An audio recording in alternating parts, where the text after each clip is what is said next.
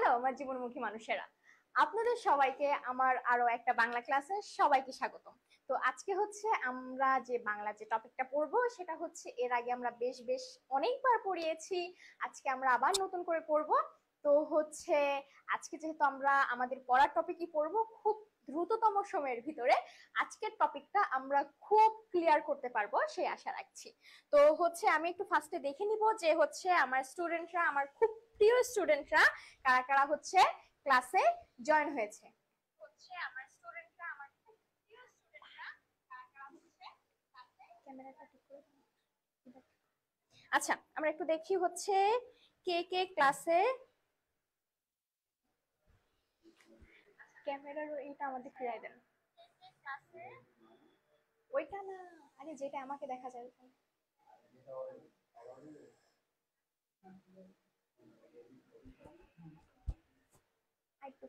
আমার দিকে আইতে দেন, কি হচ্ছে না।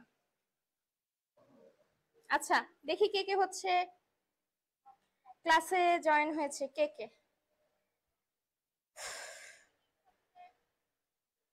ক্লাসে জয়েন হয়েছে, কে কে। আজকে আমরা খুব পরিচিত আমাদের দুটো টপিক পড়বো বাংলার ভিতরে, সেটা হচ্ছে আমার মনে হয় ইন্টারমিডিয়েটে এসেই খুব আগ্রহ নিয়ে যে যে টপিকটা মানুষ পড়তে চায় বা স্টুডেন্টরা পড়তে চায় তার ভিতরে খুব পপুলার দুটো টপিক হচ্ছে আমাদের অপরিচিতা আর বিলাসী। ঠিক আছে, তো হচ্ছে আমরা আজকে এই দুটো টপিক পড়বো, কিন্তু তার আগে মোস্ট ইম্পর্টেন্টলি আমার জানা দরকার কে কে ক্লাসে জয়েন হয়েছে।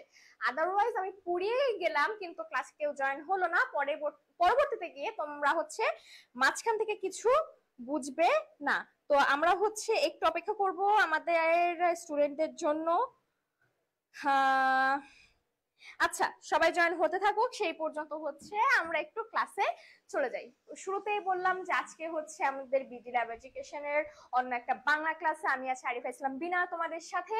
আমি ঢাকা বিশ্ববিদ্যালয়ে পড়াশোনা করছি আর আজকে আমাদের ক্লাসটা হচ্ছে বাংলার, আর পড়ার টপিকটা হচ্ছে বিলাসী আর অপরিচিতা, যেটা হচ্ছে ইন্টারমিডিয়েটের জন্য মোস্ট মোস্ট মোস্ট এবং মোস্ট পপুলার দুইটা টপিক। এর আগে ওই সাবজেক্টটা সম্পর্কে এই সাবজেক্টের হচ্ছে এই টপিক সম্পর্কে আমরা ক্লাস দিয়েছি এবং আজকে আরো নতুন করে নতুন ধারায় আমরা অনেক কিছু খুঁটিনাটি যে বিষয়গুলো রয়েছে সেই বিষয়গুলো সম্পর্কে জানবো। ঠিক আছে, আচ্ছা তো হচ্ছে আমরা একটু ক্লাসে চলে যাই। ফার্স্টে আমাদের যে পড়ার টপিকটা রয়েছে সেটা হচ্ছে অপরিচিতা, সেটা হচ্ছে অপরিচিতা। অপরিচিতা এই গল্পটা ইন্টারমিডিয়েটে এসে একবারও পড়েনি, একবারও নাম শুনিনি এরকম স্টুডেন্ট নেই। নেই মানে বিষয়টা ঠিক এরকম যে ইন্টারমিডিয়েট আসার সাথে সাথে সব থেকে মানে ফার্স্টে যে আমরা গল্প বই কিংবা হচ্ছে কবিতা পড়তে চাই তার ভিতরে হচ্ছে অপরিচিতা সব থেকে most interesting, popular and demanding একটা টপিক। ঠিক আছে, তো হচ্ছে আজকে আমরা এটাই পড়বো। তার ভিতরে দেখি হচ্ছে কে কে ক্লাসে জয়েন হয়েছে। ক্লাসে জয়েন হয়ে গেছে হৃদয় আহমেদ, ক্লাসে জয়েন হয়ে গেছে জোবায়ের খান, ক্লাসে জয়েন হয়ে গেছে রৌদা নূর, ক্লাসে জয়েন হয়েছে মারুফ খান। আচ্ছা সবাইকে আমার পক্ষ থেকে ওয়ালাইকুম আসসালাম। আর আমি অনেক অনেক বেশি ভালো আছি, আশা করি তোমাদের সাথে ক্লাস করে আমি আরো অনেক বেশি ভালো থাকবো, কারণ আমার স্টুডেন্টরা হাইয়েস্ট রেসপন্স করলে আমি সব থেকে বেশি ভালো থাকি। আর আমার স্টুডেন্টসদের জন্য আরেকবার একটু আমি মনে করিয়ে দিই, ওই যে মাস শেষে হাইয়েস্ট রেসপন্স করার যে গিফটটা সেটার কথা কিন্তু মাথা থেকে ছেড়ে ফেলে দিলে হবে না। তোমাদেরকে হাইয়েস্ট রেসপন্স করতে হবে, তোমাদেরকে ক্লাসে ফুল অ্যাটেন্টিভ থাকতে হবে, কোন টপিকে কোথায় প্রবলেম সেটা আমাকে বলতে হবে, কিন্তু অ্যাটেন্টিভ থেকে কোশ্চেন করতে হবে। শর্ত শুধু এই একটাই, ঠিক আছে? আচ্ছা তাহলে আমি হচ্ছে ক্লাসে চলে যাই। আমাদের প্রথমে আজকে পড়ার টপিকটা হচ্ছে অপরিচিতা। দেখি অপরিচিতা সম্পর্কে পড়তে গেলে সবার প্রথমে যেটা আমাদেরকে করতে হবে সেটা হচ্ছে আমাদের অপরিচিতার যে লেখক অর্থাৎ কবিগুরু রবীন্দ্রনাথ ঠাকুর তার সম্পর্কে আমাদেরকে জানতে হবে। আমরা কবিগুরু রবীন্দ্রনাথ সম্পর্কে এর আগে অর্থাৎ বলা যায় যে ক্লাস 3-4 থেকে আমরা জেনে আসছি, আজকে আমরা আরেকটু জানবো, একটু বিস্তারিত ভাবে জানবো।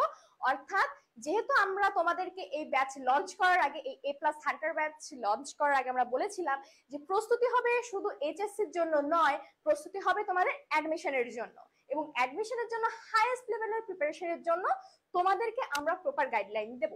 এবং সেই জন্য আমরা প্রত্যেকটা কবি, প্রত্যেকটা লেখকের টোটাল বায়োডাটা হচ্ছে নিয়ে এসে তোমাদের সামনে তুলে ধরি, এবং হাইলাইট যে পয়েন্টগুলো হাইলাইট করে রাখা উচিত সেই পয়েন্টগুলো কিন্তু আমাদের এখানে থাকে। ঠিক আছে, আচ্ছা আমরা হচ্ছে তাহলে হচ্ছে টপিকে চলে যাই। তো যেই কথা সেই কাজ, প্রথমেই হচ্ছে আমাদেরকে পড়তে হবে রবীন্দ্রনাথ ঠাকুর সম্পর্কে। তো রবীন্দ্রনাথ ঠাকুর সম্পর্কে পড়তে গেলে দেখি কি আসে, প্রথমেই আসবে তার জন্ম যে বিষয়টা, সে বিষয়টা, এবং তারপরে তার শিক্ষাগত বিষয়টা, তারপরে তার পেশাগত বিষয়, এবং তার বেশ কিছু সাহিত্য কর্ম। তো দেখা যাক, আমরা এখন মূলত হচ্ছে তার জন্ম এবং তার জীবন বৃত্তান্ত সম্পর্কে সামান্য জেনে নিব। আচ্ছা দেখো, রবীন্দ্রনাথ ঠাকুরের জন্ম মূলত হচ্ছে 7 মে 1861 সাল। আর বাংলায় যদি আসে, অ্যাডমিশনের জন্য কিন্তু ঘুরিয়ে ঘুরিয়ে যে কোশ্চেন গুলো আসে সেখানে কিন্তু বাংলা কোশ্চেনটা আসতে পারে। সেখানে তোমাদেরকে কোশ্চেন আসবে হচ্ছে এভাবে আসতে পারে যে বাংলা কত সালে এবং বাংলা কত তারিখে হচ্ছে রবীন্দ্রনাথ ঠাকুর জন্মগ্রহণ করে। তাই খুব অ্যাটেন্টিভলি হচ্ছে এগুলো বিষয়গুলো, খুঁটিনাটি বিষয়গুলো জানতে হবে এবং পড়তে হবে। এই জন্য তোমাদের হচ্ছে একটা ক্লাস আমরা অনেকবার রিপিট করি, একটা টপিকের উপর আমরা অনেকবার রিপিট করি, যাতে ওই টপিকটা সম্পর্কে তোমার বিন্দু মাত্র কোনো সাসপেনশন অথবা দ্বিধা কোনো কিছু না থাকে। ঠিক আছে, এই জন্য একটা টপিক বারবার আমরা রিপিট করি, যাতে তো করে মোস্ট ইম্পর্টেন্ট টপিকগুলো যেখান থেকে কোশ্চেন আসবে, অ্যাডমিশনে আসবে, তোমাদের এইচএসসি তে আসবে, সেই কোশ্চেনগুলো সম্পর্কে তোমাদের যাতে বিন্দুমাত্র কোনো প্রবলেম না হয়। আচ্ছা এবার দেখি তার জন্মস্থল। তার জন্মস্থল কলকাতার জোড়াসাঁকোর ঠাকুর পরিবারে, পিরালি ব্রাহ্মণ বংশে। কোন বংশে? দেখো, কোশ্চেন অ্যাডমিশনে কোথা থেকে কোশ্চেন আসবে, কিভাবে কোশ্চেন আসবে সেটা যেমন বলা যায় না, ঠিক তেমন অ্যাডমিশনের কোশ্চেনের ধারাটা কি সেটাও কিন্তু বলা যায় না। কিন্তু অ্যাডমিশনের যে মেইন যে বেসিকটা সেটা সম্পর্কে জানতে হলে অবশ্যই হচ্ছে আমাদেরকে টোটাল বেসিকটা ক্লিয়ার রাখতে হবে। আচ্ছা এবার তার পিতার নামে, তার পিতার নাম ছিল হচ্ছে দেবেন্দ্রনাথ ঠাকুর, মাতার নাম ছিল সারদা দেবী। এই দুটো অবশ্যই একটু আমরা মনে রাখবো। দাদার নাম ছিল হচ্ছে দ্বারকানাথ ঠাকুর, এবং রবীন্দ্রনাথের ছদ্মনামটা বারবার আমরা কোশ্চেনে আসতে দেখেছি, এটা এইচএসসি বলো আর হচ্ছে অ্যাডমিশন বলো, দুটাই হচ্ছে আমরা আসতে দেখেছি। এই জন্য আমরা একটু মনে রাখবো যে রবীন্দ্রনাথের ছদ্মনাম ছিল হচ্ছে ভানু সিংহ। আচ্ছা এবার রবীন্দ্রনাথ যার জন্য নোবেল পুরস্কার পান, এবং যে নোবেল পুরস্কারের জন্য রবীন্দ্রনাথ ঠাকুর সারা পৃথিবী ব্যাপী একটা আলোড়ন সৃষ্টি করে প্রথম বাঙালি কবি হিসেবে বা লেখক হিসেবে, সেটা হচ্ছে তার গীতাঞ্জলি বইটা। গীতাঞ্জলি বইটা না, মূলত গীতাঞ্জলি বইটার হচ্ছে ইংরেজি যে অনুবাদ সং অফারিংস, তার জন্য।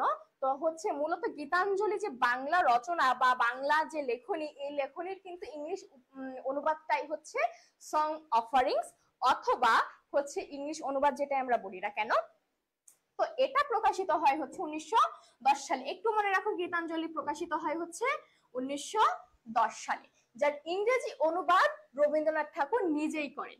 এবং একটু মনে রাখো, উইলিয়াম বাটলার ইয়েটস। কোশ্চেনে তোমাদের কোশ্চেনের হচ্ছে যে অপশন এখানে আসতে পারে হচ্ছে এভাবে কোশ্চেন আসতে পারে যে কে রবীন্দ্রনাথ ঠাকুরের গীতাঞ্জলি বইয়ের ইংরেজি অনুবাদের ভূমিকা লিখে দেন। প্রশ্ন আসতে পারে উইলিয়াম বাটলার ইয়েটস, অথবা উইলিয়াম বাটলার ইয়েটস না এসে আসতে পারে ডব্লিউ বি ইয়েটস।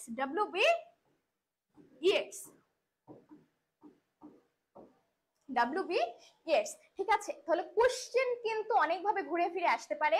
মনে রাখবে হচ্ছে উইলিয়াম বাটলার ইয়েটস অর্থাৎ উইলিয়ামের ডব্লিউ আর বাটলারের বি, সেখানেও তোমাদের আসতে পারে ডব্লিউ বি ইয়েটস। ঠিক আছে, এই ছোট ছোট বিষয়গুলো একটু খেয়াল রাখো। আচ্ছা তিনি হচ্ছে এই বইটার ভূমিকা লিখে দেন এবং নাম রেখে দেন হচ্ছে সং অফ আ রিং, যেটা প্রকাশিত হয়, অর্থাৎ গীতাঞ্জলি কিন্তু প্রকাশিত হয় 1910 সালে, কিন্তু এর ইংরেজি অনুবাদ প্রকাশিত হয় 1912 সালে ইংল্যান্ডে।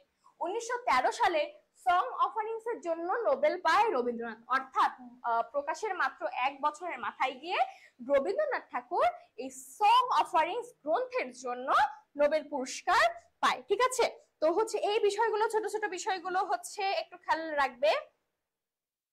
প্রতি 1 মাস পর পর কি পুরস্কার দিবেন ম্যাম? হৃদয় আহমেদ।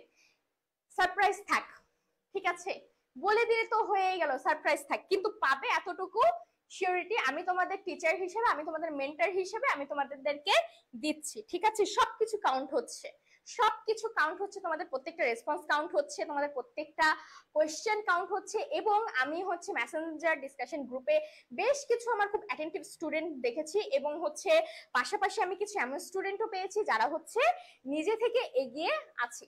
কিন্তু আমি যেমনটা নিজে থেকে এগিয়ে থাকা স্টুডেন্টদেরকে সাপোর্ট করি, আমি তেমন চাই যে আমার প্রত্যেকটা স্টুডেন্টকে নিয়ে আমি আগাবো, যে কোনো একজন বা দুইজনকে নিয়ে নয়। কারণ আমার টার্গেট, আমার যদি 10 জনের স্টুডেন্ট থাকে, আমি 10 জনের ভিতরে অ্যাটলিস্ট 9 জনকে প্লাস পাবো, অ্যাটলিস্ট 8 জনকে আমি পাবলিকে চান্স পাবো। ঠিক আছে, আচ্ছা। রাসেল হোসেন ওয়ালাইকুম আসসালাম। রিফাত ওয়ালাইকুম আসসালাম, ভালো আছি ভাইয়া। অঙ্কননাথ নমস্কার। নমস্কার অঙ্কন, হ্যাঁ অনেক অনেক বেশি ভালো আছি। আচ্ছা, দেখা যাক পরে কি বলা হয়েছে। সম্পাদিত পত্রিকা, রবীন্দ্রনাথের সম্পাদিত পত্রিকার ভিতরে রয়েছে হচ্ছে সাধনা। ঠিক আছে, যা যেটি প্রকাশ পায় হচ্ছে 1891 সালে, যেটি প্রকাশ পায় 1891 সালে।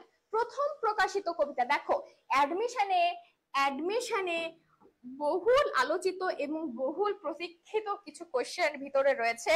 প্রথম প্রকাশিত কবিতা, গল্প, উপন্যাস, ছোট গল্প, নাটক, প্রবন্ধ ইত্যাদি ইত্যাদি ইত্যাদি, ঠিক সেই বিষয়গুলো হচ্ছে আমরা এখানে দিয়েছি। একটু আমরা খেয়াল করি, প্রথম প্রকাশিত কবিতা, ঠিক আছে, আসি কবিতায়। হিন্দু মেলার উপহার, যেটা প্রকাশিত হয় 1874 সালে, কোন পত্রিকায়? অমৃতবাজার পত্রিকায়। এবং প্রথম প্রকাশিত কাব্য হচ্ছে তার বনফুল, যেটি প্রকাশিত হয় হচ্ছে 1876 সালে। এবং প্রথম প্রকাশিত উপন্যাস হচ্ছে বউ ঠাকুরনের হাট। প্রথম প্রকাশিত ছোট গল্প হচ্ছে ভিখারিনী। প্রথম প্রকাশিত নাটক হচ্ছে বাল্মীকি প্রতিভা, যেটি প্রকাশ পায় 1881 সালে। এবং প্রথম প্রকাশিত প্রবন্ধ হচ্ছে বিবিধ প্রসঙ্গ।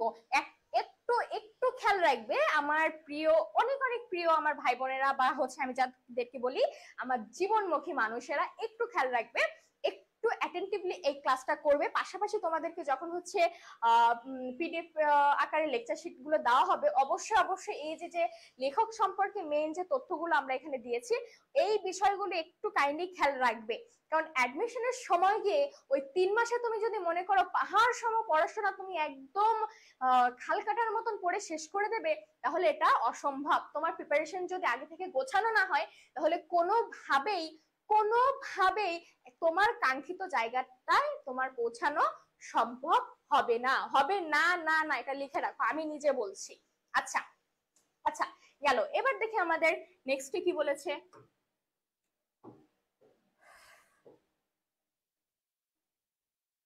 শ্রেষ্ঠ কাব্য সংকলন, শ্রেষ্ঠ কাব্য সংকলন।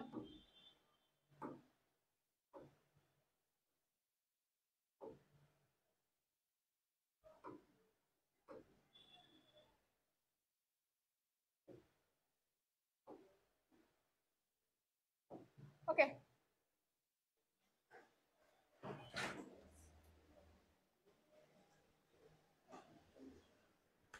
আচ্ছা, শ্রেষ্ঠ কাব্য সংকলনে একটু আমরা দেখি শ্রেষ্ঠ কাব্য সংকলনে কি রয়েছে।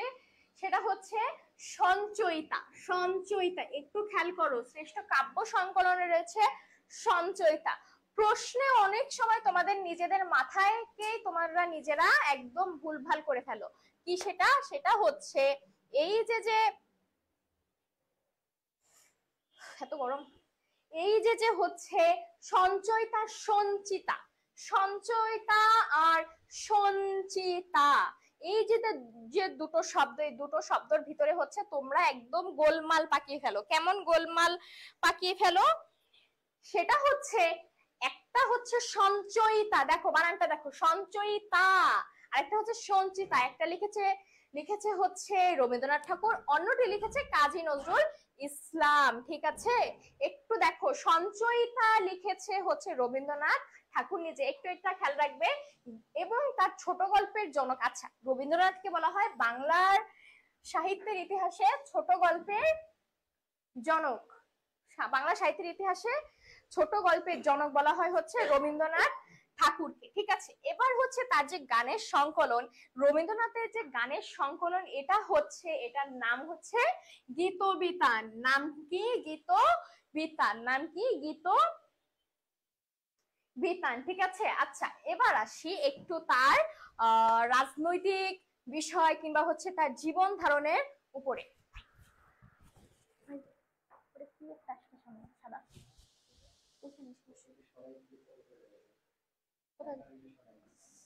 এটা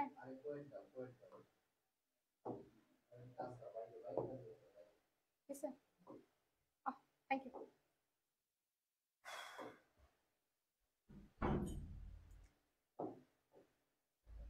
আচ্ছা, এবার আসি হচ্ছে তার একটু রাজনৈতিক জীবন সম্পর্কে। ব্রিটিশদের দেওয়া, অর্থাৎ ব্রিটিশ সরকার থাকাকালীন সময়ে ব্রিটিশদের দেওয়া নাইট উপাধি রবীন্দ্রনাথ ঠাকুর কিন্তু নিজে উপাখ্যান করে। এবং হচ্ছে কেন উপাখ্যান করে? তাদের যে জালিয়ানওয়ালাবাগের যে হত্যাকাণ্ড, তার প্রতিবাদ স্বরূপ 1919 সালে সে তাদের দেওয়া নাইট উপাধি ত্যাগ করেন। ঠিক আছে, কোশ্চেন আসতে পারে কত সালে? কোশ্চেন আসতে পারে কত সালে রবীন্দ্রনাথ ঠাকুর নাইট উপাধি ত্যাগ করেন? উত্তর হবে 1919 সালে। রবীন্দ্রনাথ ঠাকুর নামকরণ করে যেতে পারেনি তার শেষ লেখা গ্রন্থটির, অর্থাৎ তার জীবনকালের শেষ দশায় সে যে গ্রন্থটি লিখছিলেন তার নামকরণ সে করে যেতে পারেনি। পরবর্তীতে তার ওই লেখাটির নাম দিয়ে দেওয়া হয় শেষ লেখা। সুন্দর একটা নাম হলো, তার যে একটা অপূর্ণ লেখা বা তার যে অসমাপ্ত একটা লেখা, সেটাকে সুন্দর একটা নাম দিয়ে, তার শেষ লেখাকে শেষ লেখা নাম দিয়ে পরবর্তীতে এটাকে রাখা হয়। রবীন্দ্রনাথের সার্ধশত জন্মবার্ষিকী পালন করা হয় হচ্ছে 2011 সালে। রবীন্দ্রনাথের ছোট গল্প রচনার সর্বযুগ হচ্ছে কুষ্টিয়ার শিলাইদহ বসবাসকালে। আচ্ছা, শান্তিনিকেতন অবস্থিত বীরভূমের বোলপুরে। কোশ্চেন আসতে পারে রবীন্দ্রনাথের শান্তিনিকেতন কোথায় অবস্থিত? রবীন্দ্রনাথ কাজী নজরুল ইসলামকে উৎসর্গ করেন হচ্ছে বসন্ত নাটক। এই যে এই দুইটার ভিতরে সবাই কিন্তু ঝামেলা লাগাবে, একদম এই দুইটার ভিতরে একটু খেয়াল করো। রবীন্দ্রনাথ ঠাকুর নজরুলকে উৎসর্গ করেন হচ্ছে একটা নাটক, সেই নাটকের নাম কি? বসন্ত। বসন্ত। এই বসন্ত দেয় হচ্ছে কে? রবি ঠাকুর দেয় কাজী নজরুল ইসলামকে। কিন্তু কাজী নজরুল ইসলাম রবীন্দ্রনাথ ঠাকুরকে উৎসর্গ করে হচ্ছে কি? সঞ্চিতা। কি? সঞ্চিতা। এইবার দেখেছো, একটা হচ্ছে সঞ্চিতা, একটা হচ্ছে সঞ্চিতা, আর একটা হচ্ছে সঞ্চয়িতা। সঞ্চিতা লিখেছে কাজী নজরুল ইসলাম, যেটা হচ্ছে সে রবীন্দ্রনাথকে উৎসর্গ করে। আরেকটা হচ্ছে সঞ্চয়িতা, যেটা রবীন্দ্রনাথ ঠাকুর নিজে লেখে কিন্তু কাউকে উৎসর্গ করেনি, অর্থাৎ সে কাজী নজরুল ইসলামকে উৎসর্গ করে হচ্ছে বসন্ত নাটকটা। ক্লিয়ার? I hope clear. আচ্ছা, রবীন্দ্রনাথ ঠাকুর নেতাজি সুভাষচন্দ্রকে উৎসর্গ করে হচ্ছে তাসের দেশ। একটু উৎসর্গগুলো মনে রাখবা। রবীন্দ্রনাথ ঠাকুর শরৎচন্দ্রকে উপহার করেন হচ্ছে কালের যাত্রা। অর্থাৎ এই চারটা যেন কোনোভাবে ভুলভাল না হয়, চারটা যেন কোনোভাবে ভুলভাল না হয়, একদম উল্টাপাল্টা হলে কিন্তু বলা যায় যে অ্যাডমিশনের 1 মার্কস হয়তো তোমার হাত থেকে চলে গেলে যেতেও পারে। ঠিক আছে, চলে গেলে যেতেও পারে। তো আমার মনে হয় না এখানে আর কোন স্টুডেন্টের কোনো প্রবলেম আছে। যদি কোনো প্রবলেম থাকে হচ্ছে আমাকে জানাও, আমি নেক্সট পেজে যাব।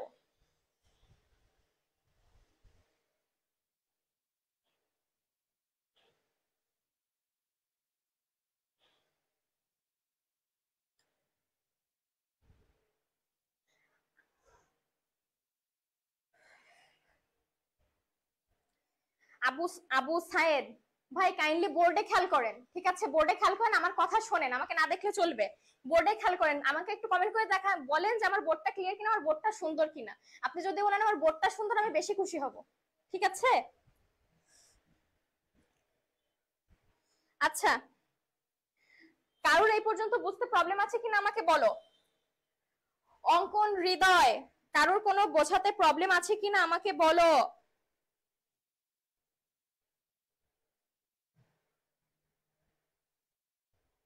কাইন্ডলি আমাকে জানাও হচ্ছে কারোর কোনো জায়গায় প্রবলেম আছে কিনা এই স্লাইডে।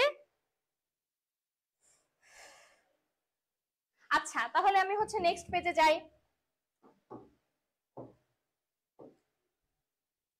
ওকে, এবার আসি হচ্ছে তার অন্য কিছু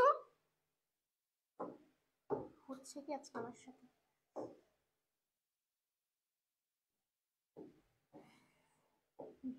তার অন্য কিছু সাহিত্যকর্মে তিনি প্রথম কবিতা লেখেন হচ্ছে 8 বছর বয়সে। অঙ্কিত চিত্রকলার সংখ্যা, অর্থাৎ রবীন্দ্রনাথ ঠাকুর যে শুধুমাত্র লেখনীর মাধ্যমে নিজের প্রতিভাকে ফুটিয়ে তুলেছে, বিষয়টি কিন্তু এরকম নয়। পাশাপাশি রবীন্দ্রনাথ ঠাকুর হচ্ছে অবশ্যই অবশ্যই অনেক ভালো একটি বলা যায় যে একজন চিত্রকর ছিলেন, ঠিক আছে।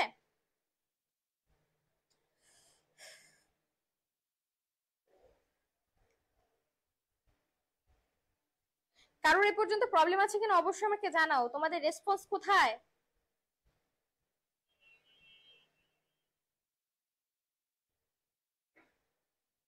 তোমাদের রেসপন্স কোথায়? কি হয়েছে?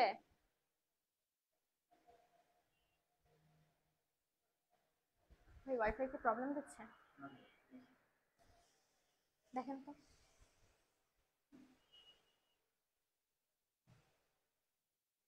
আপনার ফোনে কানেকশন আছে? আমারটা দেখেন তো।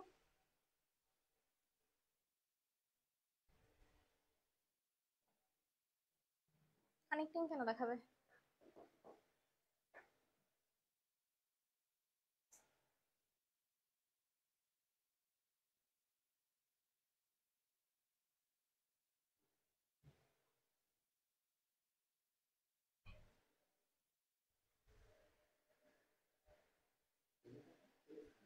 হ্যাঁ, বলতে থাকবো, কিন্তু আমার তো মনে হচ্ছে না ওয়াইফাই কাজ করতেছে। ওইখানে কমেন্টস আসতেছে, দেখেন তো।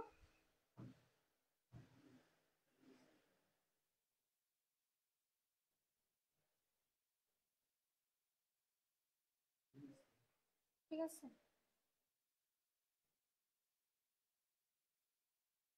আচ্ছা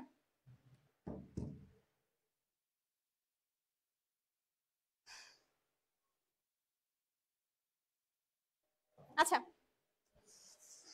ওকে। আচ্ছা,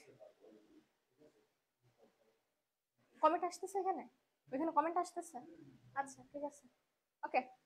আচ্ছা, রবীন্দ্রনাথের অঙ্কিত চিত্রকলার সংখ্যাটা আমরা একটু জেনে নিই, যেটা খুব খুব গুরুত্বপূর্ণ। সেটা হচ্ছে 2000-এর বেশি। চিন্তা করা যায় একটা মানুষ তার সারাটা জীবন ধরে এত এত লেখনী লিখেছেন, এর বাইরে গিয়েও সে তার হচ্ছে যে বলা যায় যে আঁকার যে ট্যালেন্ট, হ্যাঁ, এই ট্যালেন্টে সে 2000-এর বেশি চিত্রকর্ম তিনি করেছেন।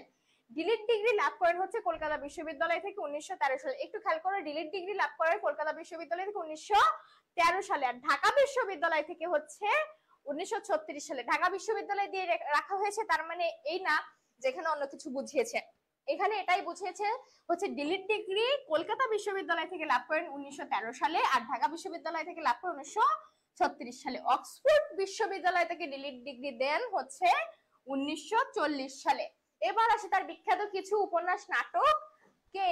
আচ্ছা, উপন্যাস আর নাটকের ভিতরে যদি আমাকে বলো যে তোমার সব থেকে প্রিয় উপন্যাস কি, আমি বলবো শরৎ। কিন্তু পাশাপাশি আমার অন্যতম প্রিয়, অন্যতম পছন্দের যে হচ্ছে উপন্যাস, সেইগুলো কিন্তু এর ভিতরে আছে। যেমন হচ্ছে চোখের বালি, গোড়া, শেষের কবিতা, ঘরে বাইরে, মালঞ্চ। এই প্রত্যেকটা উপন্যাস আমি পড়েছি, অসাধারণ। আমি আশা করব যে হচ্ছে পড়াশোনার পাশাপাশি তোমাদের যদি অন্য কোনো শখ থাকে, অর্থাৎ বই পড়ার শখ থাকে, তোমরা একটু চাইলে উপন্যাসগুলো পড়তে পারো। আচ্ছা, এবার তার কিছু নাটকে উল্লেখযোগ্য নাটকে রাজা, ডাকঘর, রক্তকরবী, মুক্তধারা, তাসের দেশ, চিরকুমার সভা। এবার আসি তার জীবনের শেষ লাইনে, অর্থাৎ মৃত্যুতে। 5 আগস্ট 1941 সালে বাংলার হচ্ছে 22 শ্রাবণ 1348 সালে সে মৃত্যুবরণ করে। এই ছিল হচ্ছে আমাদের এই এই ছিল হচ্ছে আমাদের অপরিচিতা গল্পের লেখক পরিচিতি। এখন আমরা যাব হচ্ছে মূল অপরিচিতা গল্পে, মূল অপরিচিতা গল্পে, ঠিক আছে। আচ্ছা, এই পর্যন্ত লেখকের কি কারোর কোনো প্রবলেম আছে? এই পর্যন্ত কি কারো কোনো প্রবলেম আছে?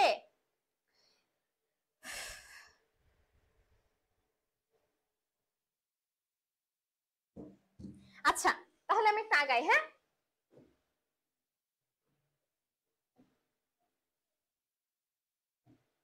আচ্ছা, অপরিচিতা গল্পের মূল কথা বা অপরিচিতা গল্পের মূল ভাব।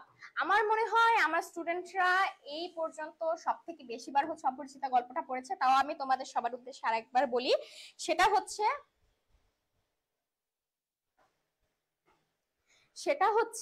এই যে যে আমাদের অপরিচিতা গল্পটা, এর যে মেন থিম, সেটা আমরা যদি বলতে যাই, সেটা হচ্ছে একটা মেয়ের, যাকে হচ্ছে বিয়ের সময়ে বিয়ের ওই মঞ্চ থেকে অপমান করা হয় কার দ্বারা? কিছু যৌতুক লোভী মানুষের দ্বারা, কিছু যৌতুক লোভী মানুষের দ্বারা, ঠিক আছে? তো এই যে যে তখন তার অপমান, সে অপমানটা কিন্তু অন্য আর 5টা মেয়ের মতন সে বা তার বাবা চুপ করে থেকে কিন্তু মেনে নেয়নি, চুপ করে থেকে কিন্তু মেনে নেয়নি। তখন তাদের প্রতিবাদ স্বরূপ যে অনুপমদের ফিরিয়ে দেওয়া হয়েছিল, এইটাই কিন্তু এই গল্পের মূল টার্নিং পয়েন্ট। আচ্ছা, দেখা যাক হচ্ছে আমাদের লেকচার শিটে কি আছে। আচ্ছা, এখন আমরা সবথেকে গুরুত্বপূর্ণ পয়েন্ট, অপরিচিতা গল্পের মূল কথা এবং অপরিচিতা গল্পের মূল ভাব সম্পর্কে আলোচনা করব। আচ্ছা করি, যদি আপনারা আমার লেখা এই অপরিচিত গল্পের মূল কথাটি পড়েন, তাহলে অপরিচিতা গল্প সম্পর্কে পরিষ্কার একটা ধারণা পাবেন। তাহলে এখন থেকে সৃজনশীল প্রশ্নের উত্তর খুব সহজে দেওয়া যাবে। আচ্ছা,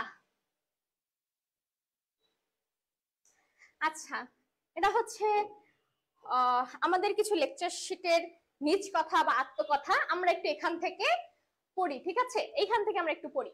অনুপমকে অপরিচিতা গল্পের নায়ক, দেখো তো, অপরিচিতা গল্পের নায়ক অনুপম হচ্ছে নায়ক হিসেবে এবং কল্যাণী নামের একটি মেয়েকে গল্পের নায়িকা হিসেবে উপস্থাপন করেছেন রবীন্দ্রনাথ ঠাকুর। আর এই নায়ক অনুপম ছিল শিক্ষিত কিন্তু ব্যক্তিত্ব সম্পন্নহীন ব্যক্তি। একটু খেয়াল রাখো, অনুপমের ব্যক্তিত্ব বিশ্লেষণে যদি আমরা যাই, আমরা দেখতে পাবো সে ছিল সম্পূর্ণ রকমের হচ্ছে ব্যক্তিত্বহীন একটা মানুষ। সে ছিল সম্পূর্ণ রকমের একটা ব্যক্তিত্বহীন মানুষ, যে কিনা কখনোই নিজের মতামতকে নিজে প্রাধান্য দিতে পারতো না। অর্থাৎ তার জীবনে ছোট থেকে ছোট বিষয়টিও তার মামা হ্যান্ডেল করতেন।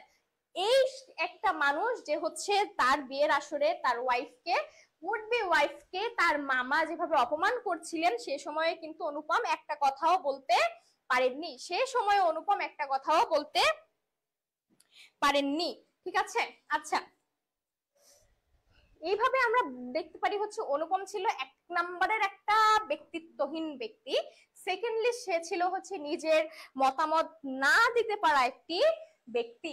অর্থাৎ অনুপম ছিল একটি বোকাশোকা টাইপের, এবং তার একজন মামা ছিল যিনি অনুপমদের সংসার চালাতেন বলতে যে ইনকাম করে চালাতেন সেটা কিন্তু না। অর্থাৎ অনুপমের বাবা যে ওকালতি করে হিউজ টাকা পয়সা রেখে গিয়েছে, সেই টাকা পয়সায় সে মূলত হচ্ছে কি বলে, বাংলা ভাষায় খুব সম্ভবত বলা হয় যে সেই টাকা পয়সা ভেঙে ভেঙে তাদের সংসারকে সে হচ্ছে আধিপত্য বিস্তার করতেন, ঠিক আছে? এই কারণে অনুপমকে তার ওস্তাদ বলতে হচ্ছে অনুপমের এক স্যার, ঠিক আছে, শিমুল ফল এবং মাকাল ফলের সাথে তুলনা করতেন। অনুপমের বয়স ছিল 21, অর্থাৎ বিয়ের সময়, ঠিক আছে, যখন হচ্ছে অনুপম বিয়ে করতে চেয়েছিল, অর্থাৎ কল্যাণীর সাথে যখন বিয়েটা ঠিক হয়, তখন হচ্ছে অনুপমের বয়স ছিল কত? 21, এবং মামার বয়স ছিল 27। অর্থাৎ মামা অনুপম থেকে মাত্র 6 বছরের ডিফারেন্স ছিল। মামার আর অনুপমের বয়সের ডিফারেন্স ছিল 6 বছর। মামার আর অনুপমের বয়সের ডিফারেন্স ছিল 6 বছর, ঠিক আছে? আচ্ছা, দেখি, আর অপরিচিতার বাবার বয়স ছিল 40-এর কাছাকাছি, অর্থাৎ আশেপাশে। এবং শম্ভুনাথ সেন, অর্থাৎ অপরিচিতার যে বাবা, তার নাম ছিল হচ্ছে শম্ভুনাথ সেন। ভালো ব্যক্তি এবং ব্যক্তিত্ব সম্পন্ন মানুষ, অর্থাৎ অপমান করলে অপমান সহ্য করে চুপ করে যে সে চলে আসবে, তিনি কিন্তু মোটেই এরকম মানুষ ছিলেন না। আচ্ছা, হৃদয় আহমেদ, বর্তমান যুগে অনুপমের মতো ছেলে নেই ম্যাম। কে বলেছে বাবা তোমাকে? কে বলেছে যে অনুপমের মতো ছেলে নেই? প্রত্যেকটা যুগে যুগে যেমন অনুপম জন্ম নেয়, প্রত্যেকটা যুগে যুগে যেমন হচ্ছে এই অনুপমের মতন ব্যক্তিত্বহীনরা জন্ম নেয়, আবার ব্যক্তিত্ব সম্পন্ন মানুষও জন্ম নেয়। কিন্তু তুমি যদি বলো যে শুধু এবং শুধুমাত্র হচ্ছে ব্যক্তিত্ব সম্পন্ন মানুষ জন্ম নেয়, তাহলে আমি বলবো তুমি ভুল। কেন ভুল একটু দেখাই। দেখো একটু গল্পটা আমি আশা করবো তুমি পড়েছো, ঠিক আছে? কমেন্টটা কে করেছে? হৃদয় আহমেদ। আচ্ছা হৃদয় আহমেদ, একটু তুমি খেয়াল করো তো, অনুপমকে যখন হচ্ছে বিয়ের আসর থেকে অপমান করে তাড়িয়ে দেওয়া হয়, সে কিন্তু তার মেল ইগো নিয়ে বসেছিল। একটু আমি তোমাকে চোখে আঙুল দিয়ে দেখাই। যখন তাকে বিয়ের আসর থেকে তাড়িয়ে দেওয়া হয়, অর্থাৎ এক কথায় হচ্ছে ঘুরিয়ে পেঁচিয়ে তাকে হচ্ছে ঘাড় ধাক্কা দিয়ে বের করে দেওয়া হয়, সে কিন্তু বাড়িতে গিয়ে নিজের অন্যায়টা বুঝতে পারেনি। সে যে বিয়ের আসরে মেয়ের গায়ে গা থেকে গয়না খুলে আনার মতন একটা নিচু কাজে সাই দিয়েছে, সে বিষয়গুলো কিন্তু সে মোটেই মাথায় আনেনি। সে ভেবেছে কি কয়েকদিন পর শম্ভু নাচ্ছে নিজেই কান্নাকাটি করে আসবে, আমি তো পুরুষ মানুষ, আমার কাছে বিয়ে বিয়ে না দিয়ে কোথায় যাবে, লগ্ন প্রশ্ন মেয়েকে কে বিয়ে করবে, ঠিক আছে? সে কিন্তু তার মেল ইগো নিয়ে বসেছিল। তুমি একটু খেয়াল করো তো, তোমার বন্ধু বান্ধব আশেপাশে কারোর কোনো ছেলের কি মেল ইগো নেই? হ্যাঁ আছে। ব্যক্তিত্ব সম্পন্ন বলতে তোমরা কি বোঝো? আগে তোমাদের ব্যক্তিত্ব সম্পন্ন বলতে তোমরা কি বোঝো সেই বিষয়টা হচ্ছে তোমাদের আগে ক্লিয়ার করতে হবে, ঠিক আছে? কেমন আমি তোমাদেরকে বলি,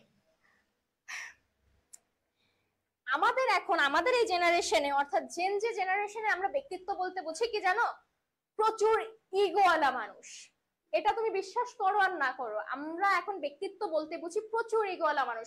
অর্থাৎ হচ্ছে সে ঢাকা বিশ্ববিদ্যালয়ে পড়ে, সে খুলনা বিশ্ববিদ্যালয়ে পড়ে, সে বুয়েটে পড়ে, সে পুলিশের চাকরি করে, সে টিচার, সে অমুক, সে তমুক, যাই হোক তার সাথে খুব মানে ভালো ব্যবহার করতে হবে, ঠিক আছে?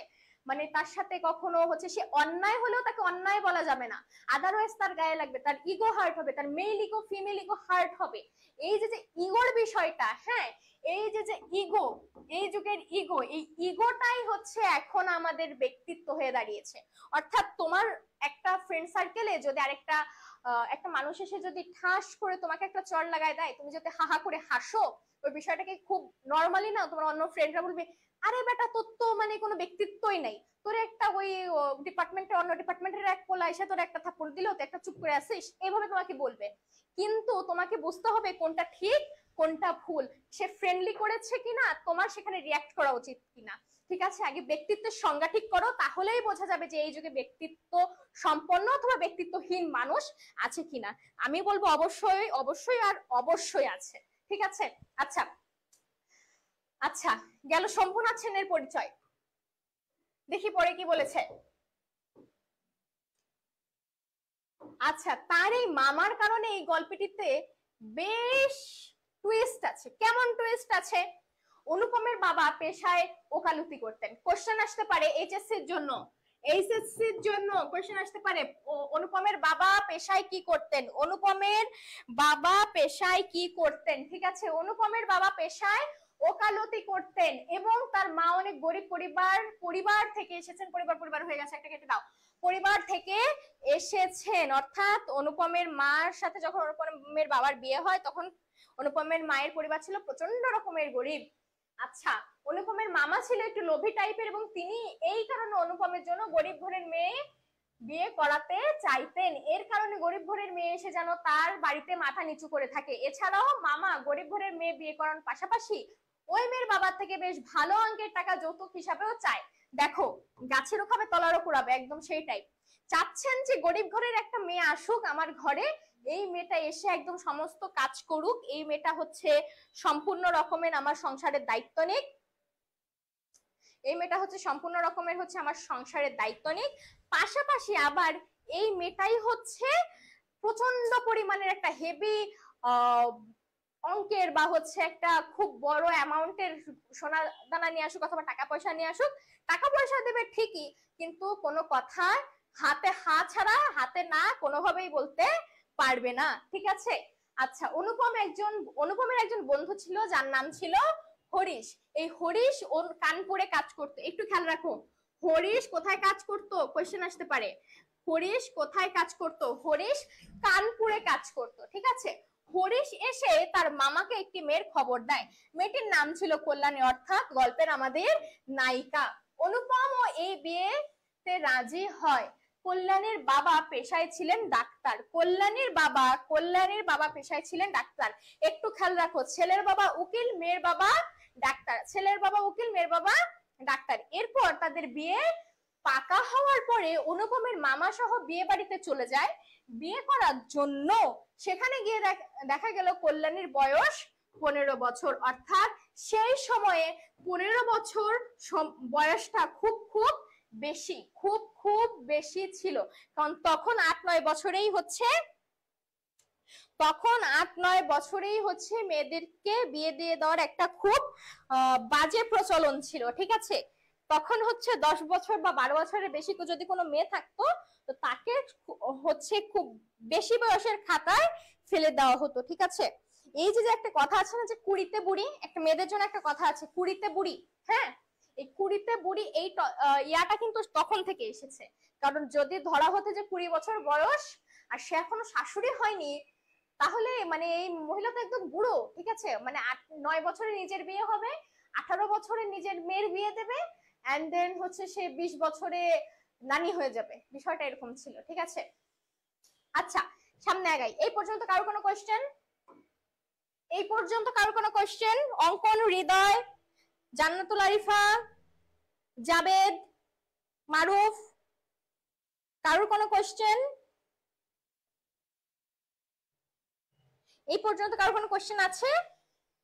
কোয়েশ্চেন থাকলে জানাও, আদারওয়াইজ আমি নেক্সট পেজে যাব বাবা।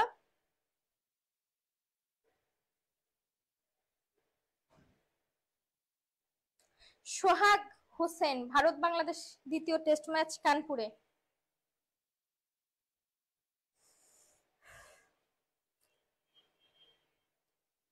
ভাই আমি ক্রিকেট বুঝি না, আমাকে ক্রিকেট নিয়ে কোশ্চেন করে লাভ নাই। ইউ ক্যান কল মি খ্যাত, you can call me anything, but আমি ক্রিকেট বুঝি না, আমার ক্রিকেটে কোনো ইন্টারেস্টও নেই। সুতরাং ক্রিকেট নিয়ে এখানে কমেন্টস করে আমার মানে হচ্ছে কোনো লাভ নেই। আচ্ছা, আমরা হচ্ছে তাহলে পরবর্তীতে যাই।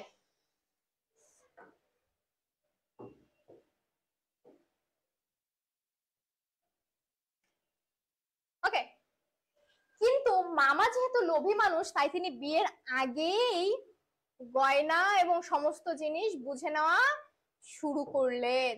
হায় রে। ওকে, দেখো মানে অতি চালাকের গলায় দড়ি কথাটা শুনেছো না, এখানে ঠিক সেরকম একটা ব্যাপার ঘটবে। কেমন দেখো, খুব চালাক, এবং সে বিয়ের আগেই কি চাচ্ছিলেন যে তার সাথে যৌতুক নিয়ে যতটা কথা হয়েছিল সেই পরিমাণে গয়না এবং সেই পরিমাণে হচ্ছে ওকে কি বলে টাকা পয়সা জিনিসপত্র যাতে দিয়েছে কিনা সেটা বুঝে নেওয়ার জন্য পায়তারা করছেন।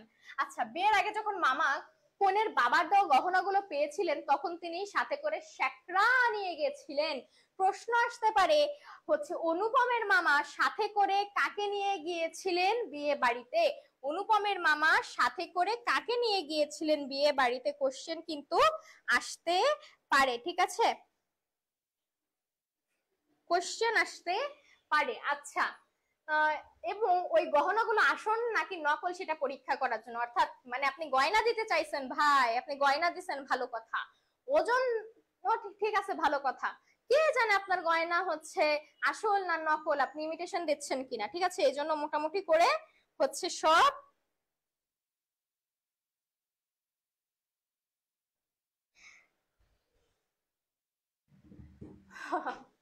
আমার স্টুডেন্টরা সব একদম রক্স। আচ্ছা আচ্ছা, এই যে আসল নাকি নকল এই বিষয়টা পর্যবেক্ষণ করার জন্য সাথে করে সেক্টর পর্যন্ত নিয়ে গেছে, ঠিক আছে। আচ্ছা দেখো কি বলেছে পরে, কিন্তু এই বিষয়টা কল্যাণীর বাবা শম্ভুনাথ সেনের ভালো লাগেনি। শম্ভুনাথ সেনের আত্মসম্মান বোধে আঘাত করেছিল এই ঘটনাটি। কেন?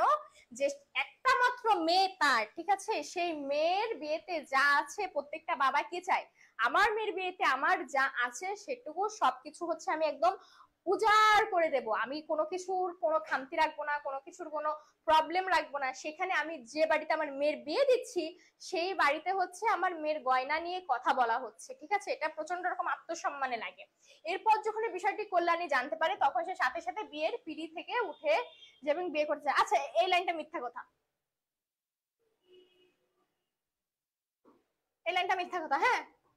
এটা হচ্ছে আমাদের লেকচার শিট করার সময় অতি আবেগে বোধহয় লাইনটা পড়ে গেছে। আচ্ছা, এই লাইনটা মিথ্যা কথা, কারণ হচ্ছে সে বিয়ের পিঁড়ি পর্যন্ত যায় না, সে পাশের ঘরে বসে থাকে এবং পাশের ঘরে তার বাবা হচ্ছে তার গা থেকে সমস্ত গয়না খুলে আনে এবং হচ্ছে বরপক্ষের সামনে দেয়। তার বাবা হচ্ছে বরপক্ষের সামনে সব গয়না দেয় এবং এই গয়না খুলে আনার বিষয়টি কল্যাণীর ভালো লাগেনি এবং কল্যাণীর বাবারও ভালো লাগেনি। তখন হচ্ছে কল্যাণীর বাবা নিজে থেকে এই বিয়েটাকে হচ্ছে নাকচ করে দেয়। ঠিক আছে,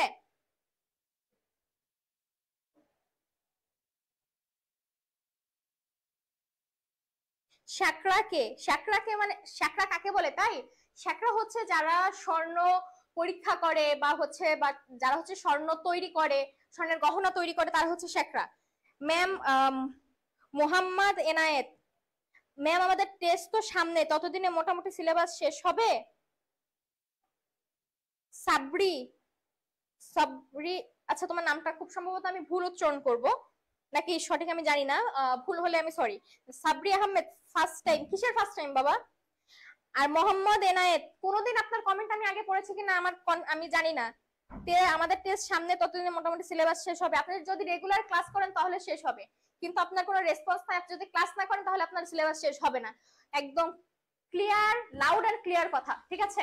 আচ্ছা, এর সাথে কল্যাণীর বাবাও একমত হয় এবং নিজের সাহস দেখে সাথে সাথে সেখানে বিয়ে ভেঙে দেয় বিয়ের দিনই। আচ্ছা, এই পর্যন্ত সত্যি কথা। হ্যাঁ, বিয়ের দিনই। এই ঘটনাটি বোঝানোর জন্যই মূলত রবীন্দ্রনাথ ঠাকুর অপরিচিতা গল্পটি লিখেছিলেন। আচ্ছা, অপরিচিতা গল্পের মূল কথা বলতে গেলে আরো একটা বিষয় বলতে হবে। রবীন্দ্রনাথ ঠাকুর এখানে যৌতুক নেওয়ার বিরুদ্ধেও রুখে দাঁড়াতে চেয়েছেন, যৌতুক নেওয়ার বিরুদ্ধেও রুখে দাঁড়াতে চেয়েছেন। এই পর্যন্ত কারোর প্রবলেম? এই পর্যন্ত কারোর প্রবলেম? এই পর্যন্ত কারোর সমস্যা আছে কিনা আমাকে জানাও। সাবরি আহমেদ, ফার্স্ট টাইম ক্লাসে? আচ্ছা, it's okay for first time, but I hope it will be not your last time. আমি তোমাকে প্রত্যেকটা ক্লাসে আশা করব।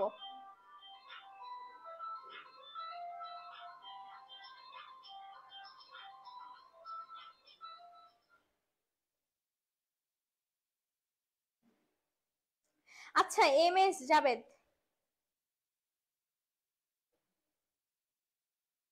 আচ্ছা বাবা এম এস জাবেদ, আপনি আপনি কি কমেন্ট করেছেন আপনি নিজে একটু পড়েন তো।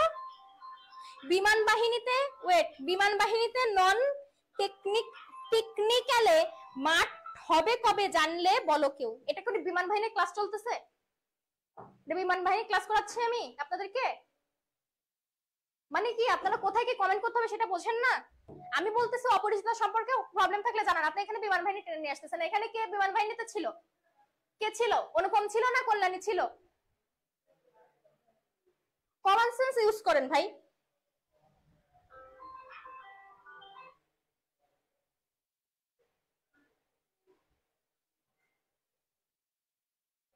কমন সেন্স ইউজ করেন।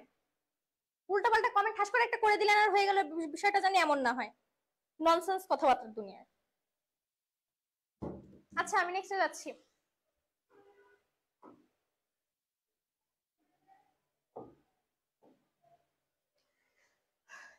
বিয়ে ভেঙে যাওয়ার পরে শম্ভুনাথ সেন বরযাত্রীকে বাড়ি পাঠিয়ে দেয়, কিন্তু এই ঘটনাটিতে মামার অনেক রাগ হয় এবং তিনি অনেক রেগে যায়। আচ্ছা, রেগে যাওয়ারই কথা। এরপর অনুপমও অনেক কষ্ট পায় এবং বাড়িতে এসে খুব কান্না করে। মিথ্যা কথা, অনুপম বাড়িতে এসে কোনো কান্নাকাটি করে না, তার মেয়ে লিগো তখন প্রচন্ড রকমের ভাবে হাই হয়ে যায়। অনেকদিন পর আবার অনুপম যখন কলকাতায় যায় তখন সেখানে রেলগাড়িতে বসে কল্যাণ মেয়েটি দেখে। এটাও মিথ্যা কথা, অতি আবেগে লেখা হয়ে গেছে, এটা মিথ্যা কথা। কিন্তু হয়তো মেয়েটি তাকে চিনতে পারে নাই, গল্পটা মূল এখানেই শেষ করে দিয়েছেন রবীন্দ্রনাথ ঠাকুর। এটাও মিথ্যা কথা, এই লাইন পুরো মিথ্যা কথা, এই লাইন ধরার দরকার নাই। আচ্ছা দেখো, এখানে আমি বলি, বিয়ে যখন তা ভেঙে যায় তখন হচ্ছে অনুপমের ভিতরে প্রচন্ড পরিমাণে মেল ইগো বাস করা শুরু করে। ঠিক আছে, এই মেল ইগোর কারণে হচ্ছে সে মনে করে একটা সময় শম্ভুনাথ সেন অবশ্যই তার কাছে যাবে, কল্যাণী অবশ্যই তার কাছে যাবে এবং এই যে ভাঙা বিয়েটা, সেই বিয়েটা সম্পর্কে সম্পূর্ণভাবে আবার নতুন করে চিন্তা ভাবনা করার একটা সুযোগ থাকবে। ঠিক আছে, নতুন করে চিন্তা ভাবনা করার জন্য একটা সুযোগ থাকবে। কিন্তু দেখা যায় যে কোনোভাবেই হচ্ছে তারা মাথা নত করে না। এভাবে বেশ কিছু বছর কেটে যায়, বছরখানেক কেটে যায়, এবং হচ্ছে যখন আমাদের এই অনুপমের মা তীর্থযাত্রা করে সেই সময়টাতে আবার হচ্ছে কল্যাণীর সাথে অনুপমের দেখা হয়। ওই দেখা হওয়ার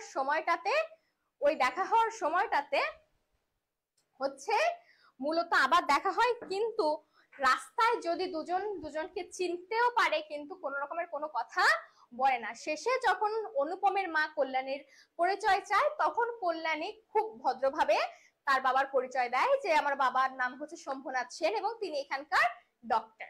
এবং এই পরিচয় পাওয়ার পরে বিভিন্ন রকমের ঘাত প্রতিঘাতের মধ্য দিয়ে হচ্ছে অনুপম নিজের মাতৃকুলকে ছেড়ে আসে, অর্থাৎ তার যে ব্যক্তিত্বহীনতাকে ইস্তফা দিয়ে সে কল্যাণীর কাছে ফিরে আসে, শম্ভুনাথ সেনের কাছে ক্ষমা চায়।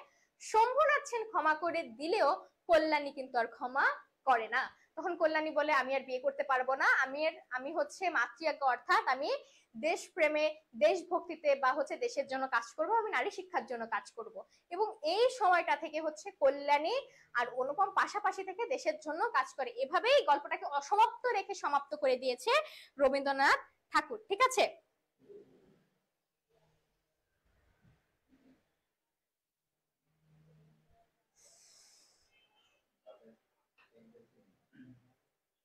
পেট ব্যথা।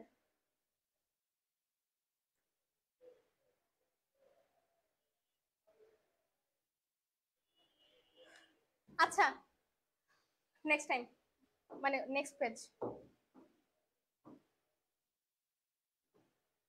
এবার আসে একটু সংখ্যাবাচক তথ্যে, যে এগুলা বারবার আসে, একটু আমরা সে বিষয়ে একটু দেখি। হ্যাঁ, আচ্ছা, অনুপমের বর্তমান বয়সটা বারবার আসে, অর্থাৎ একটু খেয়াল রাখো, যখন অনুপম বিয়ে করতে যায় তখন তার বয়স ছিল হচ্ছে 21 বছর, তার বয়স ছিল হচ্ছে 21 বছর। এবং অনুপমের আচ্ছা, এখানে একটু কারেকশনের প্রয়োজন আছে, খুব সম্ভবত এখানে 21 হবে। ঠিক আছে, এটা ভুল। বিয়ের সময় কল্যাণীর বয়স ছিল 15 এবং রেলে কল্যাণীর সাথে মেয়ে ছিল। এই কোশ্চেনটা বারবার আসে অ্যাডমিশনের কোশ্চেনটা বারবার আসে। ঠিক আছে, 2 থেকে 3টি। কল্যাণীর বর্তমান বয়স হচ্ছে 19। 19 কি করে হয়? 21 থেকে 27, এখানে একটু বয়সের হেরফের আছে, এটা ঝামেলা। ওকে, অনুপমের চেয়ে মামা 6 বছরের বড়। ঠিক আছে, বিয়ের সময় বর কনের বয়সের ব্যবধান 8, অর্থাৎ হচ্ছে 21 আর 15। সংখ্যাবাচক একটু ভুল আছে, মামার বর্তমান বয়স। আচ্ছা, এইগুলার কোনো কোশ্চেন আসে না। শম্ভুনাথ সেনের বয়স ছিল 40-এর কাছাকাছি, যেগুলো হচ্ছে কোশ্চেনে আসতে পারে। আচ্ছা, কোশ্চেনে কেমন আসবে হচ্ছে অনুপমের বিয়ের সময় বয়স ছিল কত, কল্যাণীর বিয়ের সময় বয়স ছিল কত, এবং কত বছর পরে হচ্ছে বা হচ্ছে অনুপমের বর্তমান বয়স কত, এরকম ধরনের কোশ্চেন আসতে পারে। ঠিক আছে, আচ্ছা আচ্ছা, যাই নেক্সটে যাই। গুরুত্বপূর্ণ উক্তি। আচ্ছা, উক্তি সম্পর্কে একটু দেখি, উক্তিগুলো কার, এগুলো খুব আসতে পারে, খুব গুরুত্বপূর্ণ।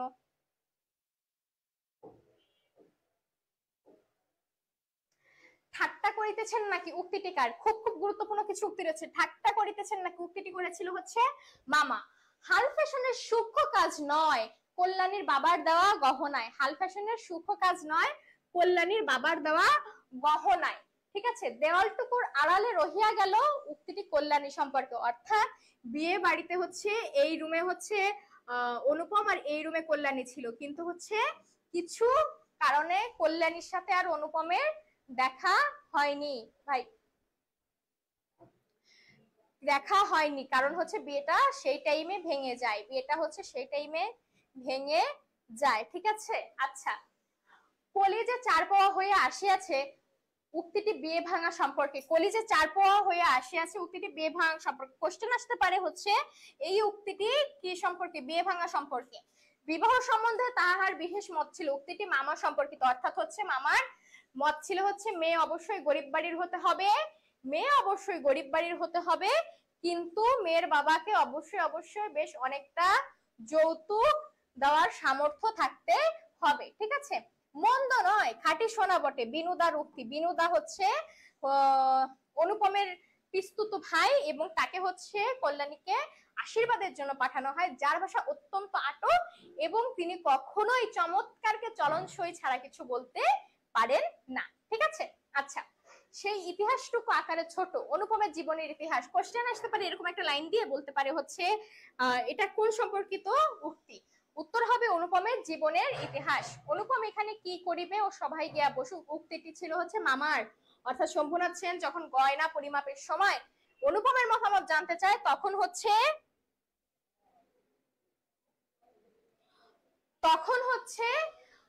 শম্ভুনাথ সেন অনুপমকে কাছে জানতে চাই যে মামা এই কথা বলছে, তুমি কি কথা বলছো বা তুমি কি চাচ্ছ, সত্যিই কি আমি গয়না খুলে নিয়ে আসবো আমার সাজগোজ করা মেয়ের গা থেকে?